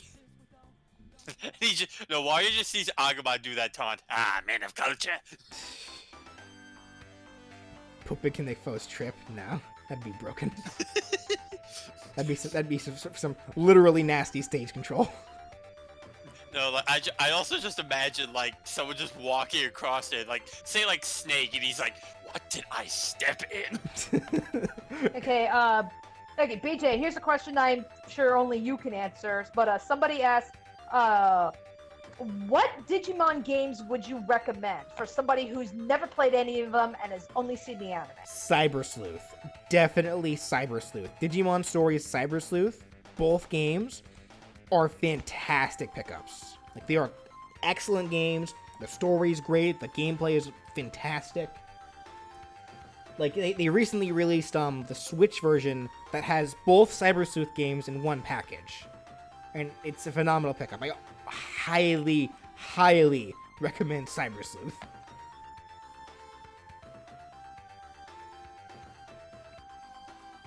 Am I going to do any other Digimon if they get enough requests? That's your cue. Will Agumon be able to talk, or would he just be like, saying like his attacks? He'd probably have some speaking lines, because Digimon, of course, can talk. So they'd probably have some speaking lines. Speaking lines. And then regarding Digivolution again, I know some people suggested the idea of allowing manual Digivolution, like you can choose when you Digivolve after you reach the threshold. And that could be an option, because I know that's how it worked in Rumble Arena. But I just prefer the idea... I kind of prefer the idea of automatic Digivolution, because that harkens back to the Tamagotchi roots. Because that's how it worked in Tamagotchi. Like, you didn't really control the Digivolution, they just Digivolved. Like, once you met certain requirements for a certain Digivolution, they would just Digivolve. That's it. Whether that's after a certain amount of time, or yeah, once they met the requirements for Digivolution. Again, like I was basing it off Tamagotchi, or the original Digital Monsters versions. Although, something I'm now just thinking about, like something that just came to my mind is like I remember like you saying like you said how like Agumon would have maybe a couple of speaking lines, and I'm sitting here remembering. Wait, I remember the episode of Death Battle involving Agumon. Xander Mobus voiced Agumon. Did he really? Yes, he did. That's funny. All right, so then like, you have him and Joker fight each other. It's like, which one do I root for? All right, so nothing else on Agumon then.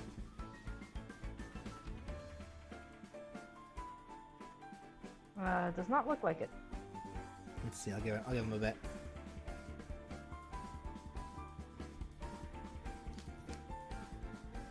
Nope.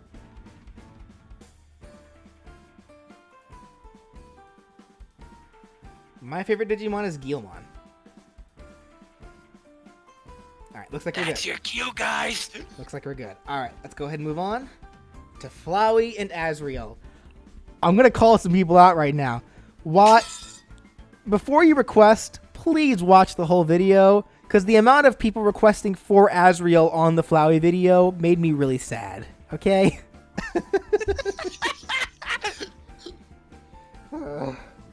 Any problems with Flowey? Yeah. I mean, it's not even like they're saying, well, can we just have Asriel as a separate character? It's just, no, they're just saying, no, we want Asriel. It's like, watch the video, guys. Asriel is in the video.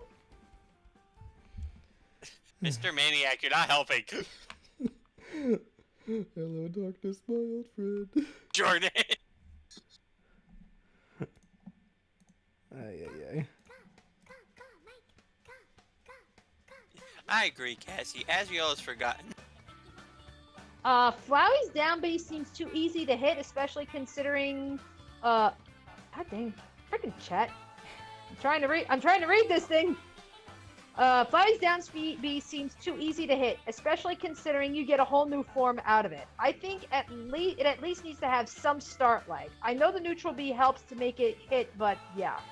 Well, that's the point, because I tried to emphasize this in the video.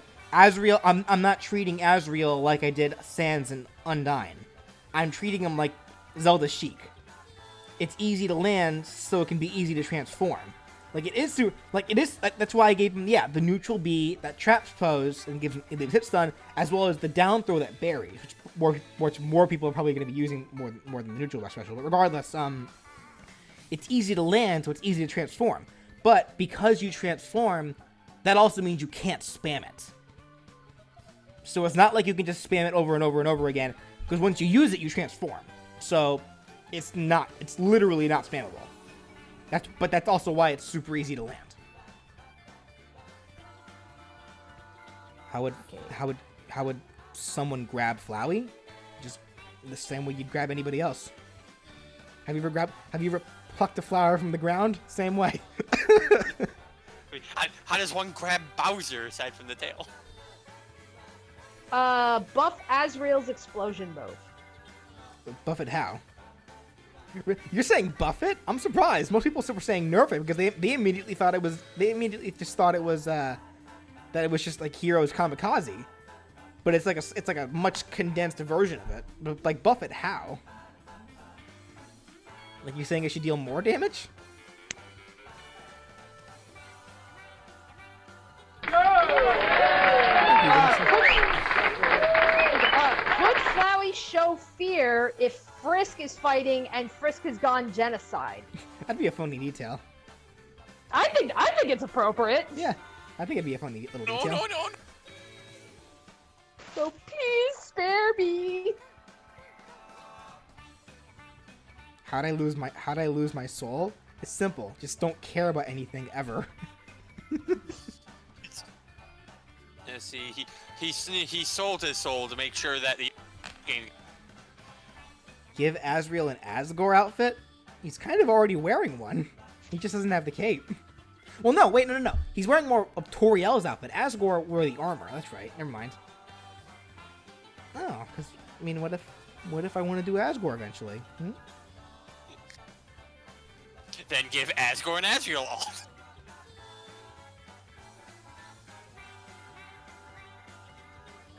Can you see if any ideas could work better than the ones I have?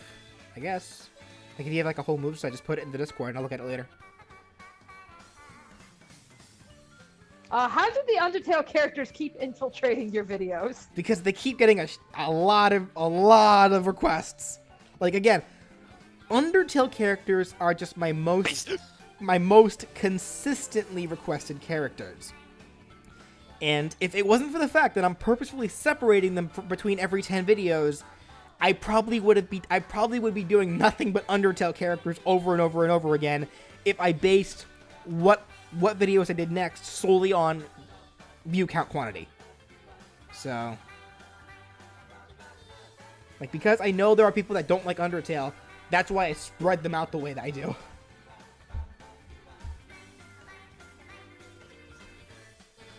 Asriel's green color should have been based off his kid form, so what, just the stripes? Yeah, it could have been. How's Mettaton doing? You want to know? Everyone want to know how many requests that Mettaton has? I'm scared. Can Flowey clap? No, he just gets salty. Flowey just runs away. Asriel, I imagine when he claps, he'd actually be in his kid form while clapping. BJ, why does Flowey have eyes in his eyes? That's actually just shading. I noticed that myself when the fade in happened from the white, but I just kept it because I thought it looked creepy.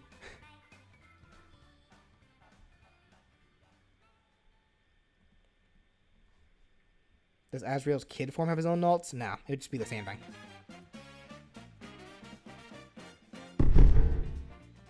Tucker, thank you.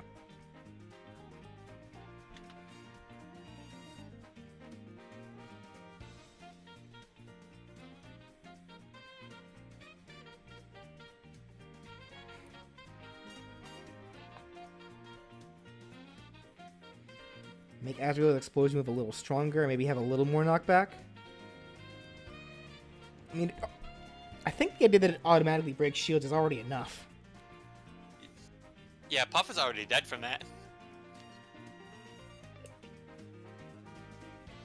Yes, yeah, people are now asking, like, specifically how many requests has each character had so far. All right. I may as well let you guys know, since you guys already know I'm doing them just because of the sheer volume of requests. I'll let you guys know where the Undertale character stands. Only the Undertale character, so I'm not telling anybody else. Let's see here. Mettaton has 611 requests. Oh wow, only that much? Let me see here. Where's Asgore? Asgore has 387, so Mettaton is definitely kicking butt. Yeah, and trust me, after Mettaton, I promise you, Asgore's is also gonna go up pretty fast. Okay, what about Toriel? Let me find her. Let me see. I know Toriel, I don't think has as many. She has a lot, but not as many as those two. Let me just write it. Use F. Toriel. There you are. She has 108. Mad Dummy. I don't think Mad Dummy even has 20 yet, though. Mad Dummy doesn't get a whole lot. What about the Temmies? Temmie? Okay, I'm only doing Temmie if the real Temmie hosts it. That's it. And please don't bother her about that, by the way. It's probably going to be a long time before I even do Temmie. Temmie has 31. Okay. What about the Deltarune characters? Those have a lot. And that's mostly because I'm not doing them until the game's done. Chris has 332. Susie has 312. Ralze has 107. Jevil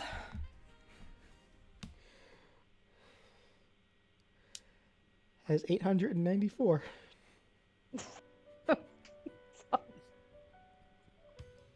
Like, what about? Oh. I'm trying to think. What about Lancer? Oh, Jevil. I can't do you yet until I,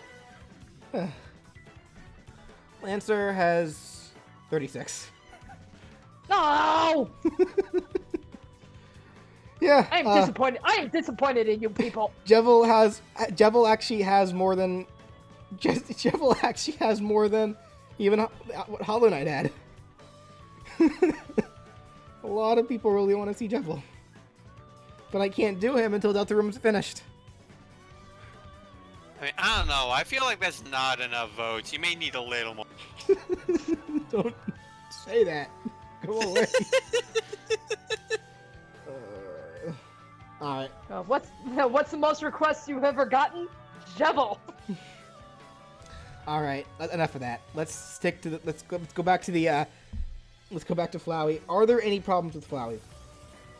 Though, you know what, actually, I do want to say this. So, here was actually an idea that I had for Flowey specifically, Flowey's up air, that I thought of a week after I posted the video, and I'm kicking myself for not thinking about it sooner. Because as you may remember, I made Flowey's up air the bear trap, but then I realized I should have made it the Photoshop Flowey mouth. Dang it. That's what that should have been. The Photoshop Flowey mouth. So I'm actually gonna write that down. I wish I made Flowey's up air the Photoshop mouth instead of the bear trap. That said, I'm just gonna say this now. Actually, there was a lot of people that in the comments were saying things like that regarding Photoshop Flowey. They were saying things like, it's Omega Flowey, not Photoshop Flowey. Like, just to reiterate, Omega Flowey is the fan name. Photoshop Flowey is the official name. Just to get that out of the way now. Mm-hmm. Azrael's up B should be that rainbow floating aura. Yeah, like a few people actually mentioned the idea of Azrael's up special being like he grows his wings from the final form and flies, or uses the rainbow trail. And honestly, that is a little more interesting than just another teleport. So I mean, I do like those a little more, and I do like those a little more. Thank you, Sugar Sticky. Official name is dumb. You're dumb. I'm kidding. When Flowey parries, make him look at the screen with a creepy smile. That'd be creepy. Yeah.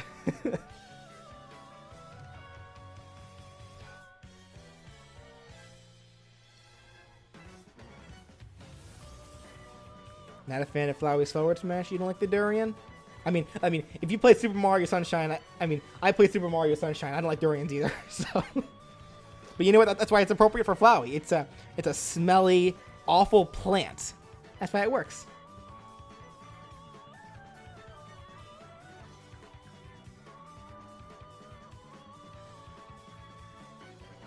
Would Flowey and Marx get along or trying to kill each other?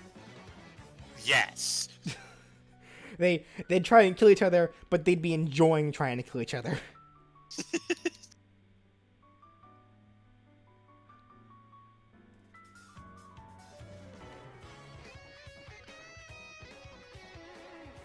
Could other characters make guest appearances? Yeah, if like I think of any good ones to do. Like, I didn't bother doing Papyrus or anything like that for Flowey because I kind of wanted the atmosphere of the video to be creepy. So.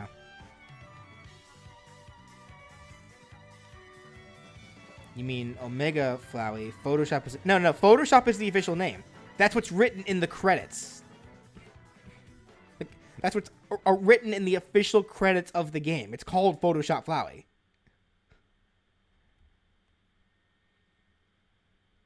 Like, sorry to burst your bubble on that one, but that's just the case.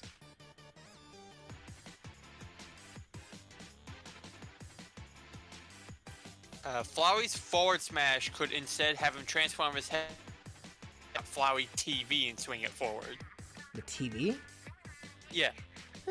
That's an idea, yeah.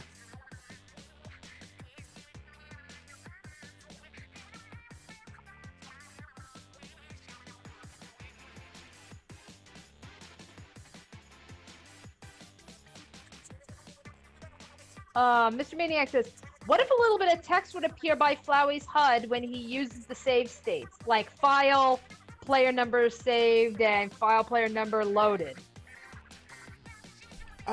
It could. I didn't really dive too deep into what the actual animation would look like when he leaves a save state.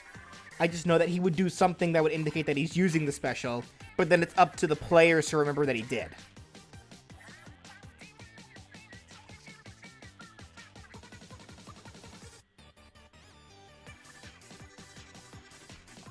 Up his homing up smash, he would have him turn into a ball, turn blue. Oh. No! That's when Flowey steals your soul.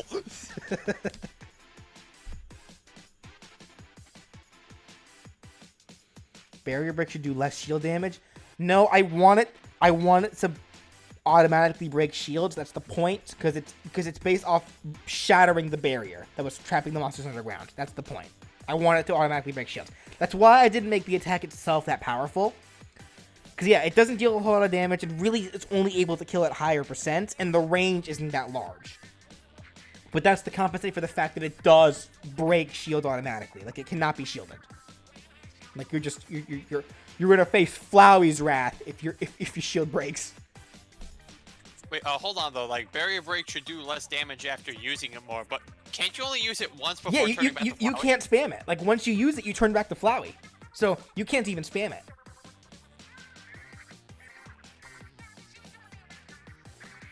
Like, theoretically, Flowey's down special specifically is the only one you can spam, but only if you miss it. Or if it's shielded. Like, if it doesn't land, then you can use it again. Azrael's you cannot spam, because the moment you use it, he automatically goes back to Flowey.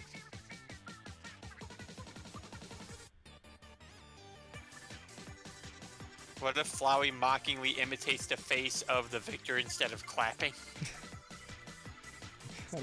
Assault? Yes. Jeez. He's like, hey, look at me, I'm a big nerd who got... Cool. Can barrier break be parried? Theoretically, yes. You know, if you have the cojones to do that. God, I'm just thinking back to Dragon Smash's recent video, greatest parries. Watching this Falco mad lad just parry Marth's fully charged shield breaker. Yeah. All right. So, anything else on Flowey before we move on? I think the people, they want to get to their champion. Their Lord and Savior. All right, then. Let's go. We'll go ahead and move on, then. I Am Bread, the community-made moveset. Now, this one might be a tad harder for me to really go over because it's not my moveset. Like, I made a couple of a few minor alterations to it, and I did help them theme it. But for the most part, it's not mine. But regardless, I'll do my best to answer any questions. I'm sure Maniac can also answer some questions in the chat as well. Yeah, like I know we have a couple of people in the chat that did participate in making the big Google Doc that made the bread moveset. So yeah, they're going to be the experts on this one. With a gun. I mean, I've heard of putting more iron in your diet, but that's ridiculous. Bread too strong, please buff bread. But wait, it's too strong, but you want to buff it anyway? Too strong, please buff. that's the equivalent of saying, wow, Greninja is so bad, nerf him. It's like, I'm sorry, did twice write that post? It's like, man, this bread is way too strong, so you want him nerfed? No, make it better. You think bread shouldn't lose that ability when latching onto walls? I think it was made like that mostly just to keep it from being too overpowered, because he needs to be losing that ability often is the thing. Otherwise, yeah, like it'd be hard to kill him. Plus, like, I know some people were saying, you don't lose that ability on walls, right? It's like, yeah, certain walls. There are dirty walls in bread that you lose that ability on. I should know. I ran into them. In fact, you can actually see me running into a dirty wall in the bread moveset 2 video. So. Should lose edibility slower. Slower? 2% a second on the ground and 1% a second on a platform is already pretty slow. Like, assuming, let's do some math here. Some quick math. Assuming you are fighting on Final Destination, so there's no platforms, and you're on the ground the entire time. It would take, what? So let's see, 2% a second times 100. It would take 50 seconds for you to lose full edibility. And again, that's assuming you're just staying on the ground. You're not jumping, you're not doing anything. So, that's already pretty slow.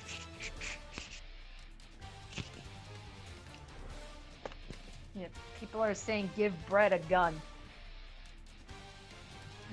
Don't take it up with me, take it up with the creators. If you hate the moveset, it's not my fault. Bread's neutral special is gun. I'm kidding, of course. Would Bread be the smallest fighter? Probably. Maybe about the size of Pichu, I'd say. Bread instantly dies when inhaled by Kirby or Wario. Are there any ways to regain edibility? No, because that's not how real life works. Like, you cannot regain edibility in I Am Bread, and you cannot regain edibility in real life. Not with that attitude. Like, well, okay, that was a lie. Your edibility does refill when you use the final smash. That's the only way to do so without dying.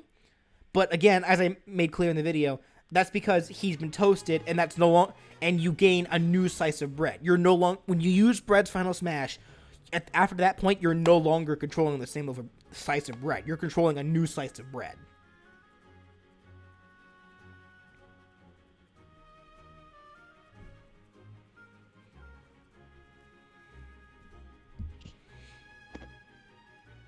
Otherwise, yeah, the only way to regain edibility is to lose a stock. Shouldn't the name of the character just be Bread? I called it I Am Bread because then people have a better idea of what I'm talking about. Mm-hmm.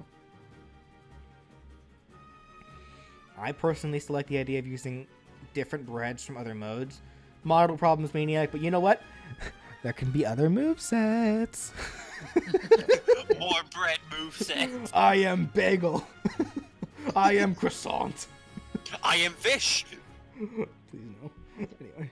Yeah, somebody asked, what if Kirby sucks up Bread? He just gains bread powers. It's like, we will get to that Kirby had eventually. Yeah. But what if Bread is played in a match with no final smash? Then just do your best not to lose that ability is all.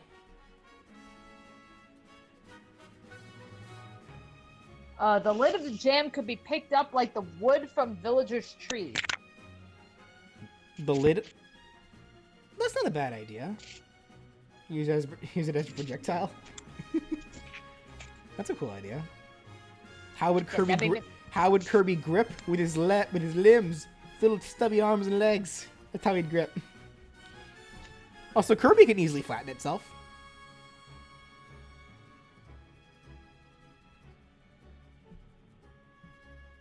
What happens to bread if inked? Interesting question. Didn't think about that. I guess nothing, really. Like, theoretically, that should cause it to lose edibility really fast, but that would make it just horrible to fight against Inkling, so no. You just wouldn't do anything. It'd be no different. It would just take damage like everyone else does.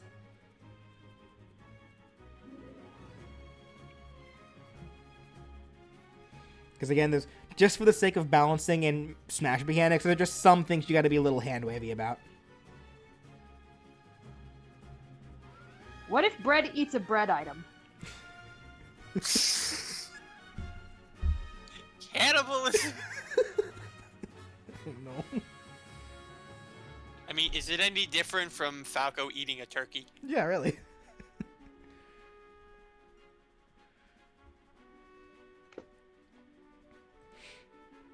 Brandon. Brandon. Hi. We're talking about bread. Brandon! we're talking about bread. Oh boy.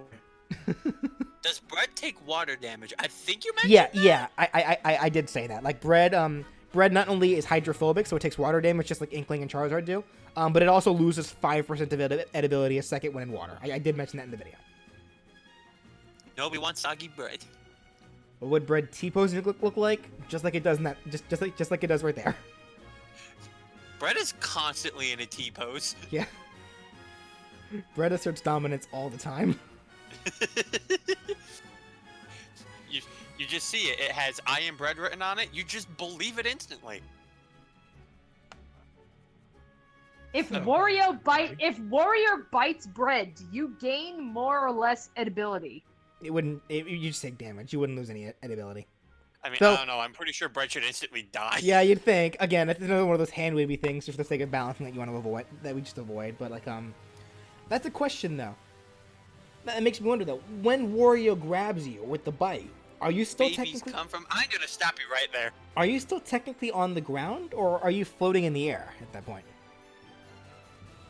Wait, I think you'd be off the ground because you know, Wario has. So, you down. ironically, Wario biting you would actually save you edibility. But you'd still take damage, so it's like. Listen, doesn't matter what your edibility is, Wario will still have at it. Also, why didn't I use free roam mode when getting footage? Because I'm an idiot. That's why.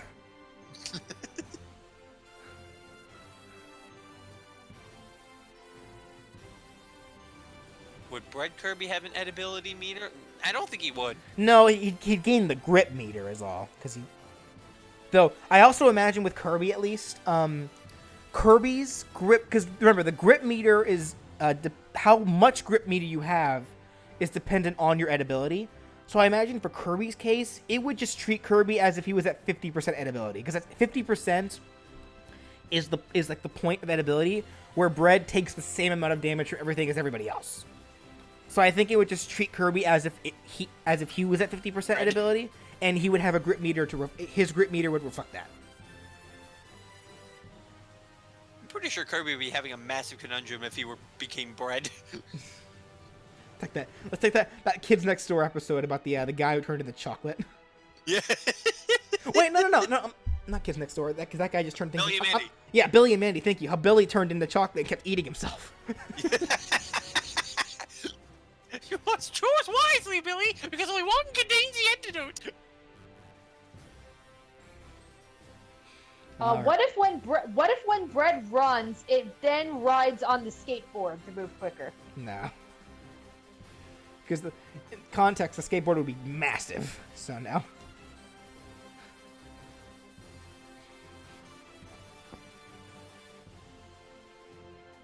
You know what's funny when I think about it? Technically, Bread would need to be scaled up, to match the size of the other fighters. But technically, and answer me this, Danny, is it possible to make a loaf of bread the size of a person? You're gonna need a lot of yeast. Yeah, but is it possible? I don't see why it wouldn't. So there we go. But you're gonna need a lot of every ingredient, but you are especially gonna need a lot of yeast in a big enough oven. All right then, answer that question. Would you be able to dodge while gripping? No. And when he runs out of grip, he should have a lot of lag. Yes, he does.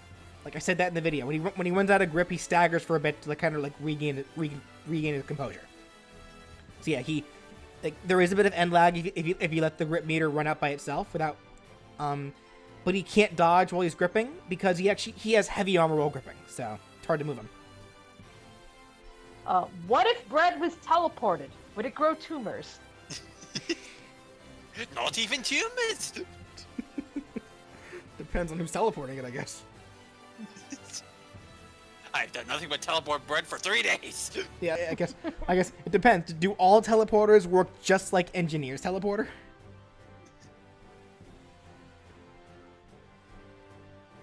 Do you receive damage when gripping someone who get hit? Yeah, you'll still get it. If you get hit while gripping, you'll still take damage. You just can't be removed. Why are you referring to bread as male? I mean, what do you refer to them as? I wonder if it heals. Is it possible to regain ability? No. Like healing just heals damage, but it won't regain ability. Yeah. Only the final smash is the only way to regain ability. That's it. Also, most people's complaints with bread in the comments. Why? Why bread? Ask these people. It's like, seriously, do you guys not watch the videos? The simplest character, well, to be fair, Danny, not everybody watches the live streams, but regardless, well, the live streams anyway. But yeah, not everybody watches the videos, to see, why I chose it. But regardless of such, the simplest answer why people were complaining about me doing bread, because it wasn't their requested character. That's kind of just the simplest answer, unfortunately. Okay. That's like, I guess, like, just for kicks, like, might as well even explain where the whole bread thing even came from, because it initially started as a joke. Yeah, it was like it was during one of BJ's streams, and like somebody, like, people are requesting in the chats, like how usual, and I forgot who it was, but somebody just out of the blue throw up "I am bread," and we just thought, okay, that's such a stupid idea, but we just laughed at it because of how ridiculous it was. And then the chat was like, hey, yeah, I want to vote for bread. I want to vote for bread. So then, everyone's going, oh, I'm just voting for bread. BJ's like, no, we're not counting the votes. I come in and I'm like, I'm going to write down the names anyway, because clearly bread is the people's champion. And I mean, this went on for like several streams. So this was like an inside joke, was that the people demand bread because bread is the people's champion. So it just started off as like a joke, like a Brawl Fan 1 meme. And then that was where, like, one day was when BJ threw out that ultimatum saying, hey, if you guys want bread, you make the moveset, and if you can make it, to the point where I like it, I'll make the video. And god damn it, they did it. Yep, they did it. So that's where the whole "I am bread" thing came from. It started as a joke, it started as a meme, and it just kind of went off from there. Jeez. All right. Well, in any which case, are there any actual issues with bread? Because we haven't written any down. Somebody's asking, where is the magic marmalade? Oh, the invincibility stuff. I guess it was just never brought up. I was about to say, there better not be problems with bread. They're the ones that came up with it. You guys having problems with your own moveset that you created? Couldn't be me, Chief. But bear in mind, there's like, it was a small number of people. It was 20 people that made it. So, is bread allowed to grab ledges? Yeah. Why wouldn't he be able to? I mean, it was funny, like, the night that BJ threw out that ultimatum, I think it was, like, Mr. Maniac started up a Google document and started sharing it in the Discord. Yeah. And that was what I told BJ. I was like, BJ, they've got a document. They're doing this. They're actually taking you up on the offer. All right. Well, in that case, let's go ahead and move on to the final character. And the final character of the night, Amaterasu, with Chibi Tarasu as the Echo Fighter. Hey. So I guess real quickly, to get one thing out of the way, some people were talking about how they don't think Chibi would work as an Echo Fighter because of the size. So to clarify something regarding Echo Fighters, Sakurai made it clear that generally an Echo Fighter can only exist if the model itself cannot be altered.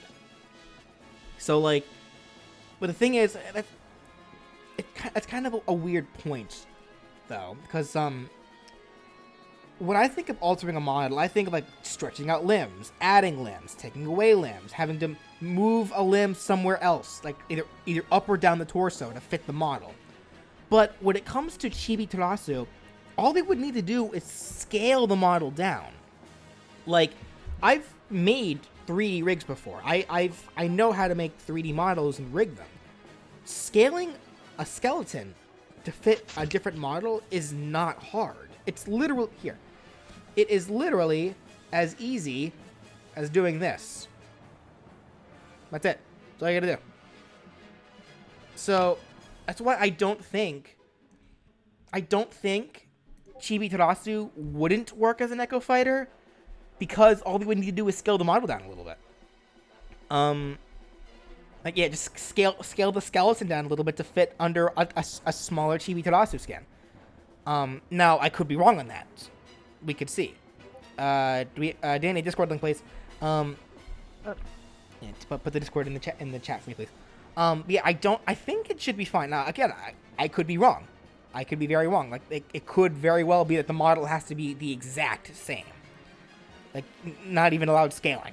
But I don't think scaling should be a problem. Because, again, here's the big reason why I also don't think it's a problem. Because the super mushroom and the poison mushroom exist. Like, and those have to scale the skeletons up and down to be able to make them work. So that's just my thing on it. Okay. Yeah, and on top of that, you could also argue a bit like with Daisy and Peach, because technically Daisy is actually a bit shorter from Peach, so they obviously had to scale the skeleton. Yeah. Well, somebody brought up, well, what about Pikachu and Pichu? They have different body proportions is the thing. Like, Pichu has a much rounder head compared to Pichu and a tinier body. Well, I think people are asking why they aren't Echo Fighters. Why Pichu isn't an Echo Fighter, and aside from just that, here, actually, let me make a new link for people to use. Because apparently people are saying that the link that link is expired. Okay, generate new link. Copy. Here you go, Danny. I guess give that to them, please.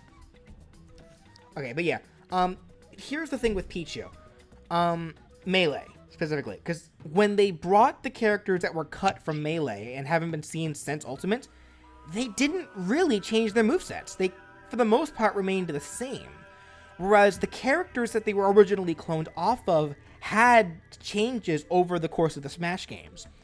Like, Pikachu had a number of changes that made it slightly different from Pichu. So as a result, like, unless they just changed Pichu's attacks to be just like Pikachu's, for the sake of making it an Echo, like, Pichu couldn't have been an Echo at that point. Like, it's the same case for Young Link. It's the same case for Dr. Mario.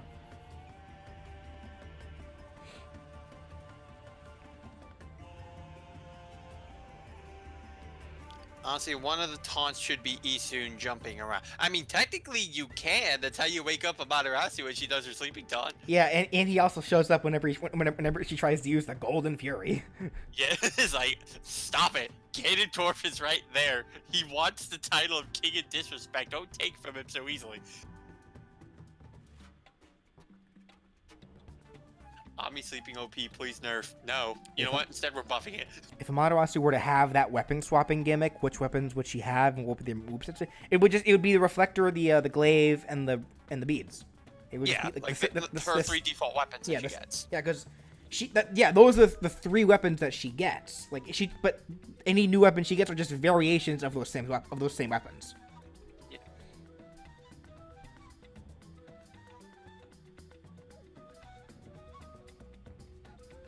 Ami 2 OP, please buff. Okay.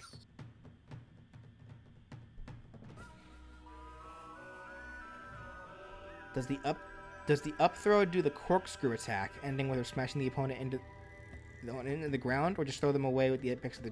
No, it'd be the whole corkscrew crash, just like we showed in the video. Just like we showed in the video. Yeah, like when she lands to the ground as well, like that shockwave can send other fighters away if they happen to be in the area. Like, similar to if you were to get hit by anybody while Mario's doing his back throw. Which beads and glaives though? The defaults. The yellow beads and the blue glaives. I really think Ami's B and side B should be switched. I don't think so. Mainly just because of how the Celestial Brush is. Yeah, it's just like with it's just like with Ness's up B, because as soon as that comes out, you want to be holding a control stick, and you want to be holding that control stick ready to go. Yeah, and again, it's like I said in the video as well. It's similar to Pac-Man's Pellet Trail, because it's constantly going forward, and you want to guide it in that path for Pac-Man to go horizontally. Yeah. Why no Ice Brush for the side B? Actually, we originally did have the Ice Brush as an idea, but we scrapped it mostly because we figured 3 were enough, and we definitely wanted the whips, and then we ended up just... Well, actually, interestingly enough, The moveset did go through a bit of renovations. Because originally, before it was just gonna be Inferno. Yeah, originally the side B was way different. Because originally how Brian made the side B, he actually made it more akin to what Zelda does for her side B. Literally, like a small little light that travels across and then explodes into the Inferno. But then I was like, I don't like that. Can we try to think of something else? And then, yeah, we ultimately came to the conclusion of the Celestial Brush, which just, yeah, ended up being way better. Like, it was more fit to Amaterasu. Yeah. And on top of that, it also allowed for a bit more versatility with some of the Celestial Brush techniques that really defined what Amaterasu could do in combat. And the other thing, too, is that since all the brush techniques have a secondary ability, we wanted to try to incorporate that by drawing specific symbols for it. The symbol for Ice Storm is a snowflake, which is a trail that only lasts for 2 seconds. Hold on. You lagged. Like, right after you said snowflake, you lagged.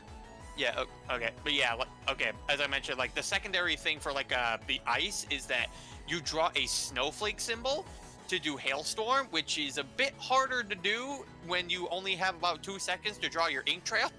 Yeah. The link is still dead? I just made a new one. Hold on. Set to expire, never. Maximum number of uses, no limits. Generate new link. Copy. Okay. Here, I'll just try posting it myself. There you go. Weird. Alright, anyway, yeah, where were we? We were talking about the Celestial Brush. Yeah. Try that link. That's a brand new link. That should work.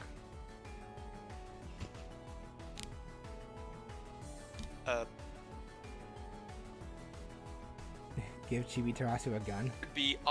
Should be up to down, and both her back air and down air should spike, and Eastern should be yeeted off if the opponent breaks free. I mean, I don't agree with the down air spiking. Like, I feel like it being able to reflect egg projectiles is enough. Thank you, Evo. And yes, yeah, okay, that was a point. Someone brought that up. Brian, I wanted to ask you about this. Should we have allowed Amaterasu to be able to wall cling because of the catwalk ability? I was actually kind of thinking about that a little bit, and you know, I think maybe that could be a thing. Yeah. Cause yeah, like I was trying to see is like whether or not it's like, cause yeah, Ami can run up the walls, but like I never exactly hadn't seen instances where like she just sticks to the wall, she just runs up it. But I guess for the context of Smash, we could get away with it. Okay. I mean, that would be similar to how all the detail and effects and stuff that Bayonetta could do show up in her moveset. Like, even in her jumps or her dashes and stuff. Even her taking damage. Yeah, Amaterasu would be a visually interesting character just because of all the flowers and grass that appears everywhere. Yeah, just well, like I mean, that is kind of the big point with Okami in general, that it even won an award action, so...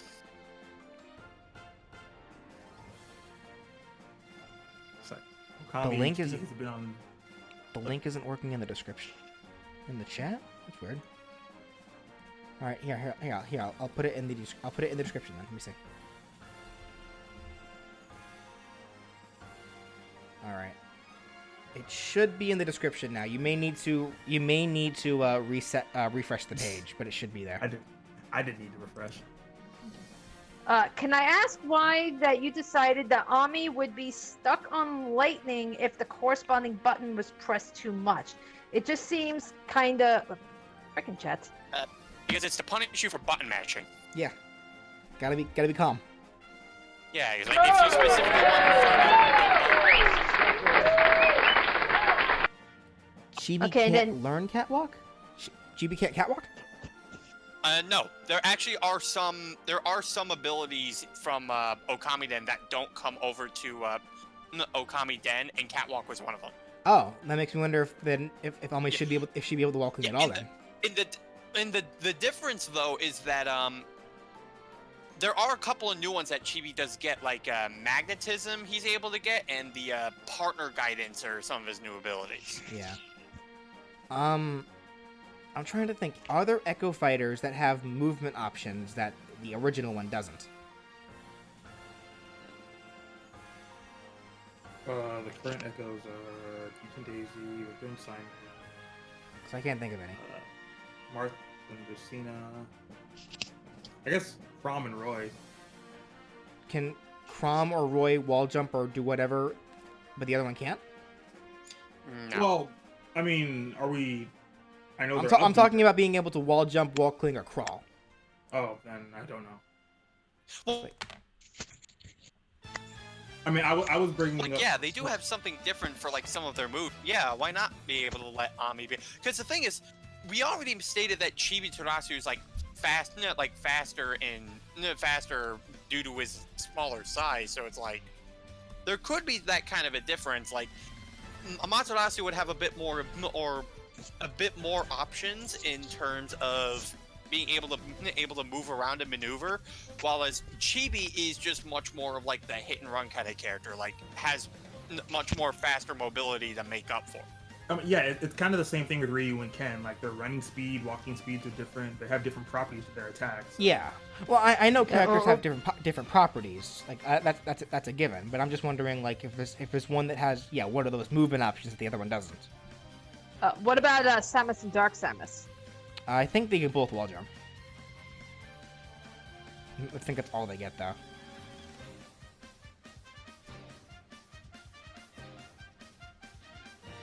Oh well. It's not that big a deal if we let one be able to do the other, I suppose.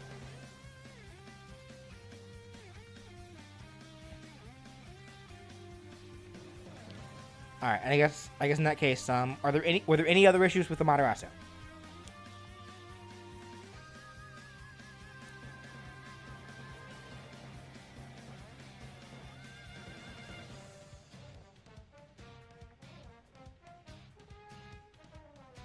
No problem, Samuel. For their so you could have one Wait, based hold on. on Shiryu with his markings. Could you make a moveset for Sora? Hold on.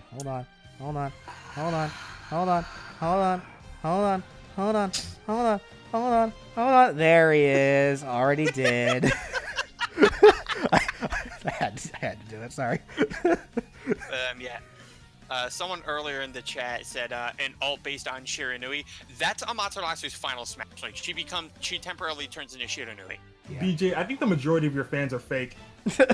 Don't say that.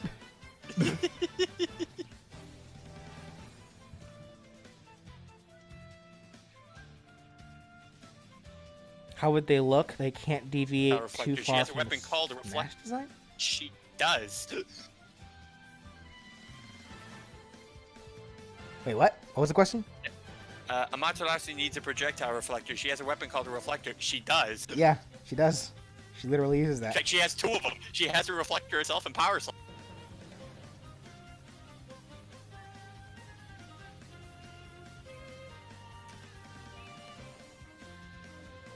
Are there any wolves requesting characters? Nope, just request. The only thing I would suggest though is when you request for a character and you know that character has been seen by one of us, you don't need to ask for it again because we already got your name down. Like generally, try to only ask for a character once, unless you don't think we saw it. I still question why the final ult has some paper on her head. That was it. That's actually. That was the reference. Yeah, go ahead, Danny. Yeah, that's a reference to a dungeon in the game where, I mean, yes, her disguise for going through was literally a piece of paper on her head, and because you know the gimmick behind that game is you're using the paintbrush to use different attacks and such. You could actually draw and write whatever you want on that little piece of paper. And that's the piece of paper that she wears, and it's just in this one dungeon. Yeah, and it doesn't matter. Imps think you're one of them because you have a piece of paper on your face. Yeah, I mean, like, literally, they are too stupid to realize that, we have this wolf in the dungeon, because all they see is piece of paper. Like you could take that strip of paper, write "I'm not Ami" on it, and they'd still buy it. Let's see here. Smash's design philosophy: Amaterasu has a very distinct design, but it would need to be changed to suit Smash. How do you think Amaterasu would look? Probably just like, well, really just the wolf, the white wolf with the markings in the divine instrument. Like, Yeah. Well, I mean, the thing is, you say that, but they were still able to retain that design somewhat in Marvel vs. Capcom 3. yeah, they were. Like, the only thing is that she just wouldn't have cell shading is the big thing. So Yeah. like she'd So still, I still it's think they still, could still keep it. yeah, it would still look just like her. That's not a problem. It just wouldn't have this. It just wouldn't have the same. It just wouldn't have the cell shading. Yeah. And that weird shaky thing. That weird shaky thing the models do during cutscenes. Kit saying Chibi does the mask thing too. Yeah, and the funnier part with Chibi is that you also do it with your partner, so you have two people running around with masks.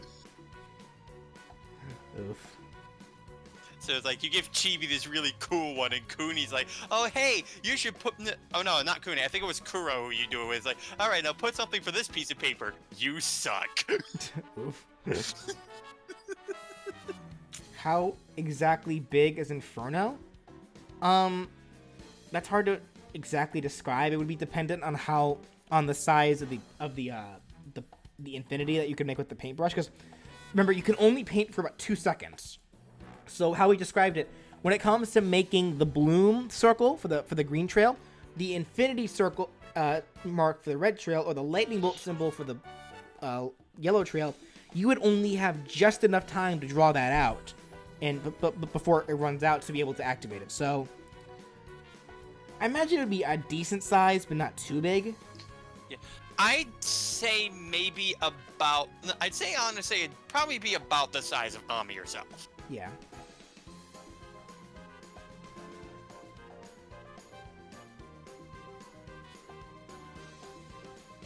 Samuel, I promise, if you've been requesting during this stream, don't worry. We got you covered. We're getting them. Would Chibi Tarasu get along with bread? Yes, because Chibi Tarasu is a good friend. And probably likes the taste of bread.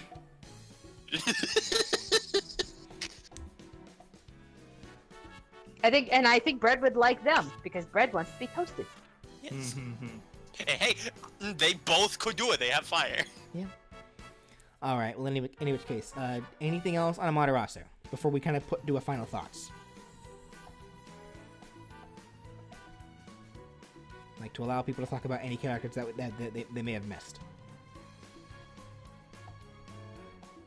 Does Chibi also lose his mark? Yes. Yeah. Chibi does too.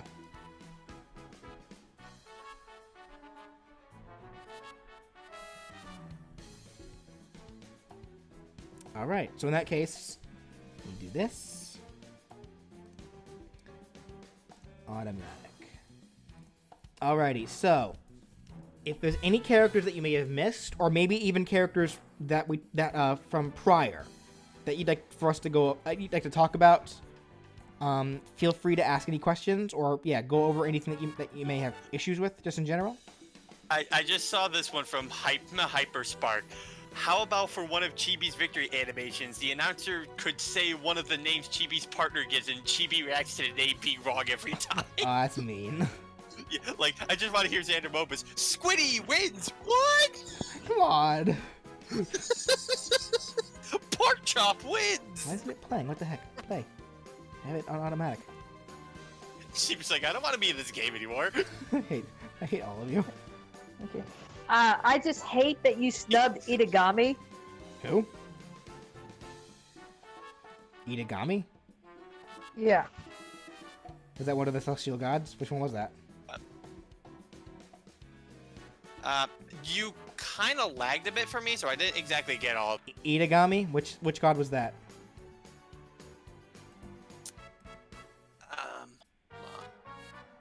Why isn't it playing? Play, dang it.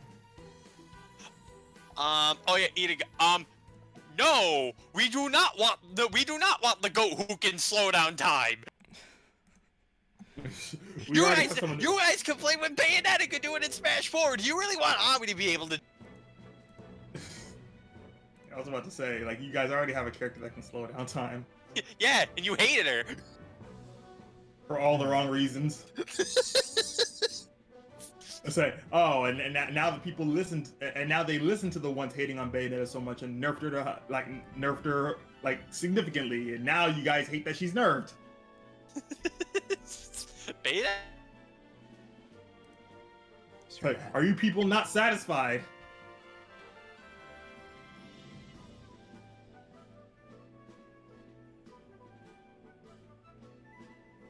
So what would happen if Inkling sprayed ink on bread and then Kirby swallows bread? Sad thing, that's what.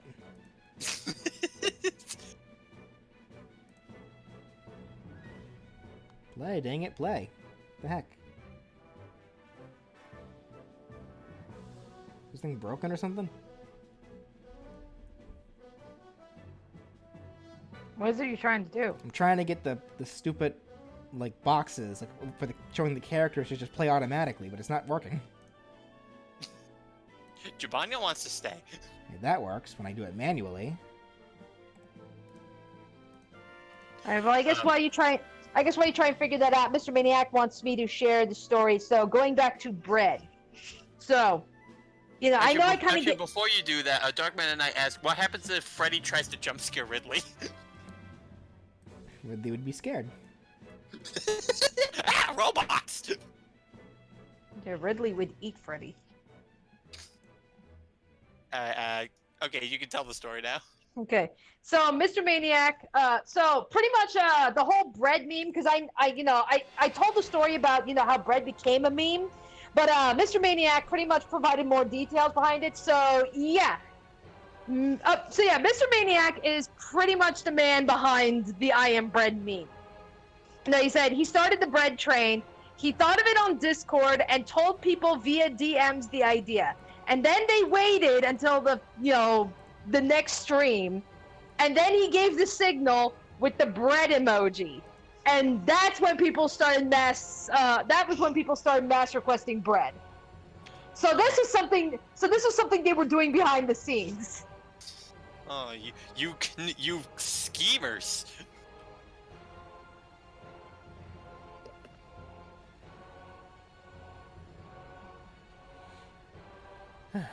They're just biding their time, waiting for me to slip up. What the heck? Why isn't it working? Stupid OBS. Why is everything terrible? I don't know.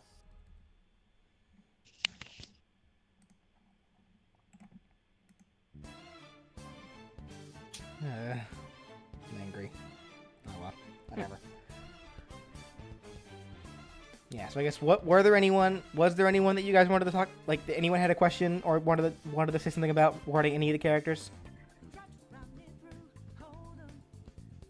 For one of Flowey's victory screens, he should have the other fight clapping for him. Wait, repeat that, you lagged. It says when Flowey wins a match, and specifically when Flowey wins, the other fighters shouldn't be clapping, they should be tied in vines. Well.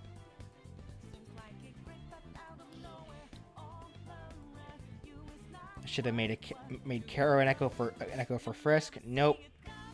We know nothing about Kara. Except that Kara is super evil.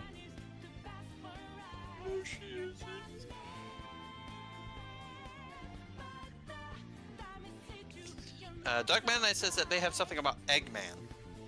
What about Eggman? What would you like to know about the Eggman? With the master plan?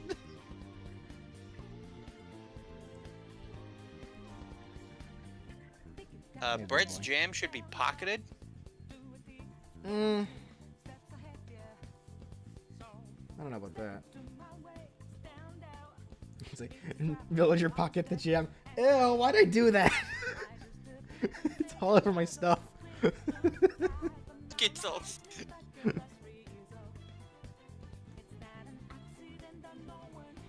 Bandana D should use the beam wand for one of his attacks. Nah, I opted not to because we never seen Bandana D use the beam wands. Plus, what if I want to do what if one day I do Waddle Do? What'll I give him then? Yeah. Okay, so Dark Man Knight got back about the Eggman thing. Have one of his badniks be the Caterkiller, which would be moving slowly but give huge damage and knockback if touched. That's an option.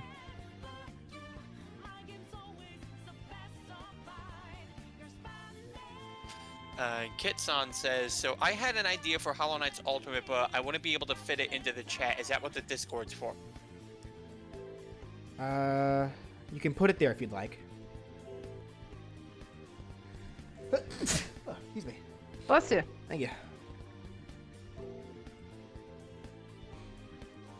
Also, to anyone wondering why I have Glowbox here as under Echo Fighter for Rayman, even though we already established that Glowbox wouldn't work as an Echo Fighter, he'd be a semi-clone at best. That's just to reduce confusion, because if I had him separate, people would probably start looking for a separate video on him that doesn't exist when he's within the Rayman video. So that's the only reason why.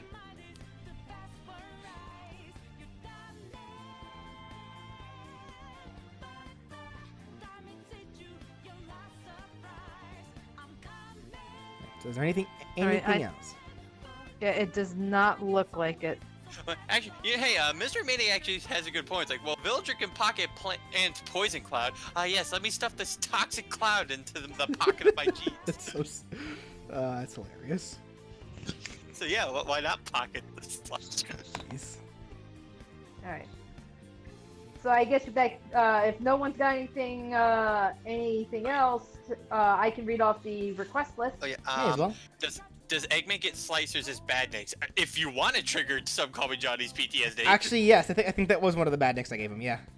Because the 5 that I gave him Motobugs, the flying ones, slicers, Burrowbots, and Orbinauts. That's what I gave him. Alright, yeah, so Danny, if you please.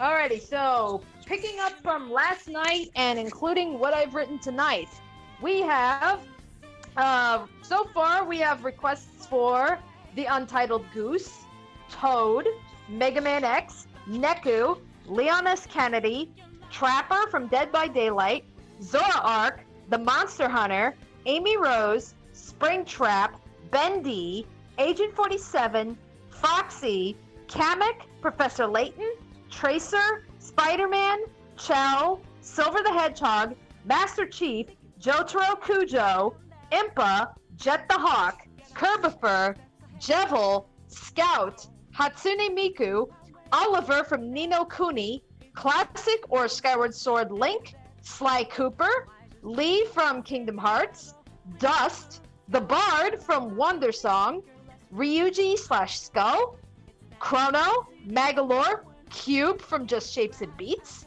Cooking Mama, Homer Simpson, Ralsei, Maxwell, Earthworm Jim, Pilot from Enter the Gungeon, Hello Neighbor, Bad Mr. Frosty, SpongeBob, Metal Sonic, Skull Kid, Bulborb, Funny Valentine, Louie from Pikmin, Gordon Freeman, Spectre Knight, Plague Knight, Orkane from Rivals of Ether, The Terrarian, The Galar Trainer, Pea Shooter, Sweet Tooth, Shaggy, The Metopia Heroes, Jack Skellington, Jimmy Neutron, Jazz from Transformers, Morgan, Galactonite, Danny Phantom, Velvet Crown, Cadence, Naruto, The Fortnite Default, Flygon, Pony from Pony Island, Shy Guy, Charging Chuck, Eternatus, Tetris, Dig Dug, The Engineer, The Spy, Blixer, Isaac from Golden Sun,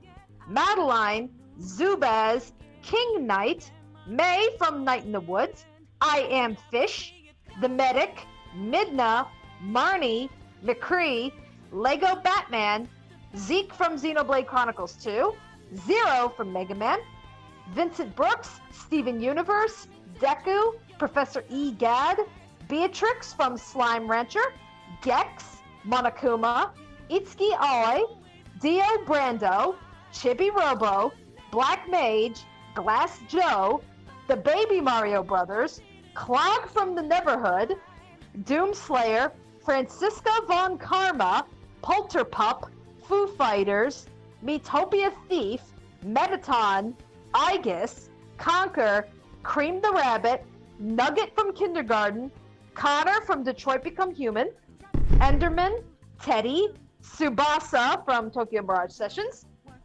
Goomba, Eric from Dragon Quest XI, Nightmare from Soul Calibur, Arctizolt, Ori, Mimage, Jojolian Josuke, Baba, Snorlax, Bonkers from Kirby, Paper Bowser, Paper Luigi, Weather Report, Mai Shiranui, Gilmon, Crazy Dave, Knack, Xehanort, Cole McGrath, Alex Mercer, Dante, Asura, Slenderman, The Death Road Traveler, Frog from Chrono Trigger, Guigi, Soma Cruz, Soul Bad Guy, Magus from Chrono Trigger, Hoborg, Big Robot Bill, The Weasel, Skull Monkey, Josuke Higashikata, Castle Crashers, Joseph Joestar, Glitch Trap, Bulletkin, The Chaotix, Ezio Auditore, Bella Goth, Lara Croft, I, Veridi, Commander Tartar, King Boo, Trevor Belmont, Volt Boy, Shrek, Rillaboom, Carmilla from Castlevania, Tenya Ida, Sissel, Aquaman, Nia from Pokken, Dracovish, Primid, Hornet from Hollow Knight, Ruby Rose, Mariah from Stardust Crusaders, Saria, Drivy from the Neverhood, Hyde from Under Night in Birth, Gruntilda, Morgana, Goro Akechi, Farfetch'd, Karate Joe, Cinder from The Legend of Spyro, Ragna the Blood Edge, Boris, Alice Angel, King Dice, King Wart, Espio the Chameleon, Hazama from Blaze Blue, Gunvolt, Monica, Dr. Wily, Dixie Kong, The Pyro, Claptrap, Ben 10,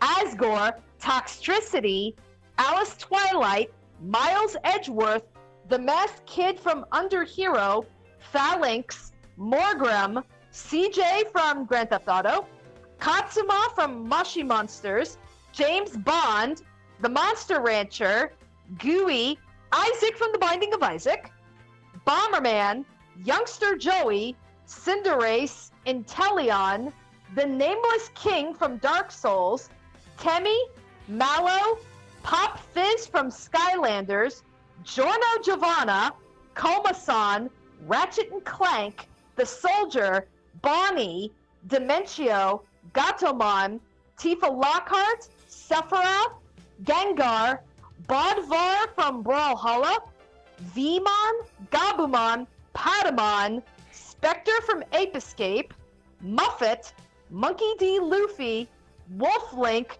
The Recruit from Rainbow Six Siege, Super Meat Boy, Rouge the Bat, The Survivor from Ark, Gardevoir, Barry Steak Fries from Jetpack Joyride, Lusamine, Lloyd Irving, Professor Frankly, Little Misfortune, Fran Bow, Captain Blasto, Akira Howard, the Queenslayer from Code Vein, Reimu from Toho, and Salmon Max. I think you may have missed one with Mr. Cynical asking for Davy the Chameleon. I don't even know who that is, but okay. Yeah, like, this is why I find it funny when I did the bread video, and it had people saying, wow, you're just desperate for ideas, aren't you? You heard how long that list was, right? I am not running out of video content for a long time. Oof. Oh. Alrighty. With that said, I think we're gonna go ahead and call it a night on that one. We had a lot of fun tonight. Got a lot of good information down. So there definitely was a lot more to talk about this time around. So yeah, probably not immediately. Probably after I get back from my break, I will make a video regarding the mistake, like a smaller video regarding the mistakes and issues for characters 21 to 42. So I guess you can look forward to that if you want a more condensed version of what we talk about during these streams. But yeah, so that about does it. So once again, I will be streaming tomorrow night as well, same time at 6 o'clock. And tomorrow night, I would like to stream some viewer battles for Pokemon Sword Shield. So if you guys have Pokemon Sword Shield, but you can look forward to that. You can get some battles in with me, or even one of these guys if they want to battle too. We'll see. Well, probably not actually, because I don't know how I'd be able to show that. But regardless, yep. So that about does it for that about does it for tonight. Once again, Brian, Danny, and Brandon, thank you for joining me. And with that said, I will talk to you all tomorrow. So have a good night and take care. E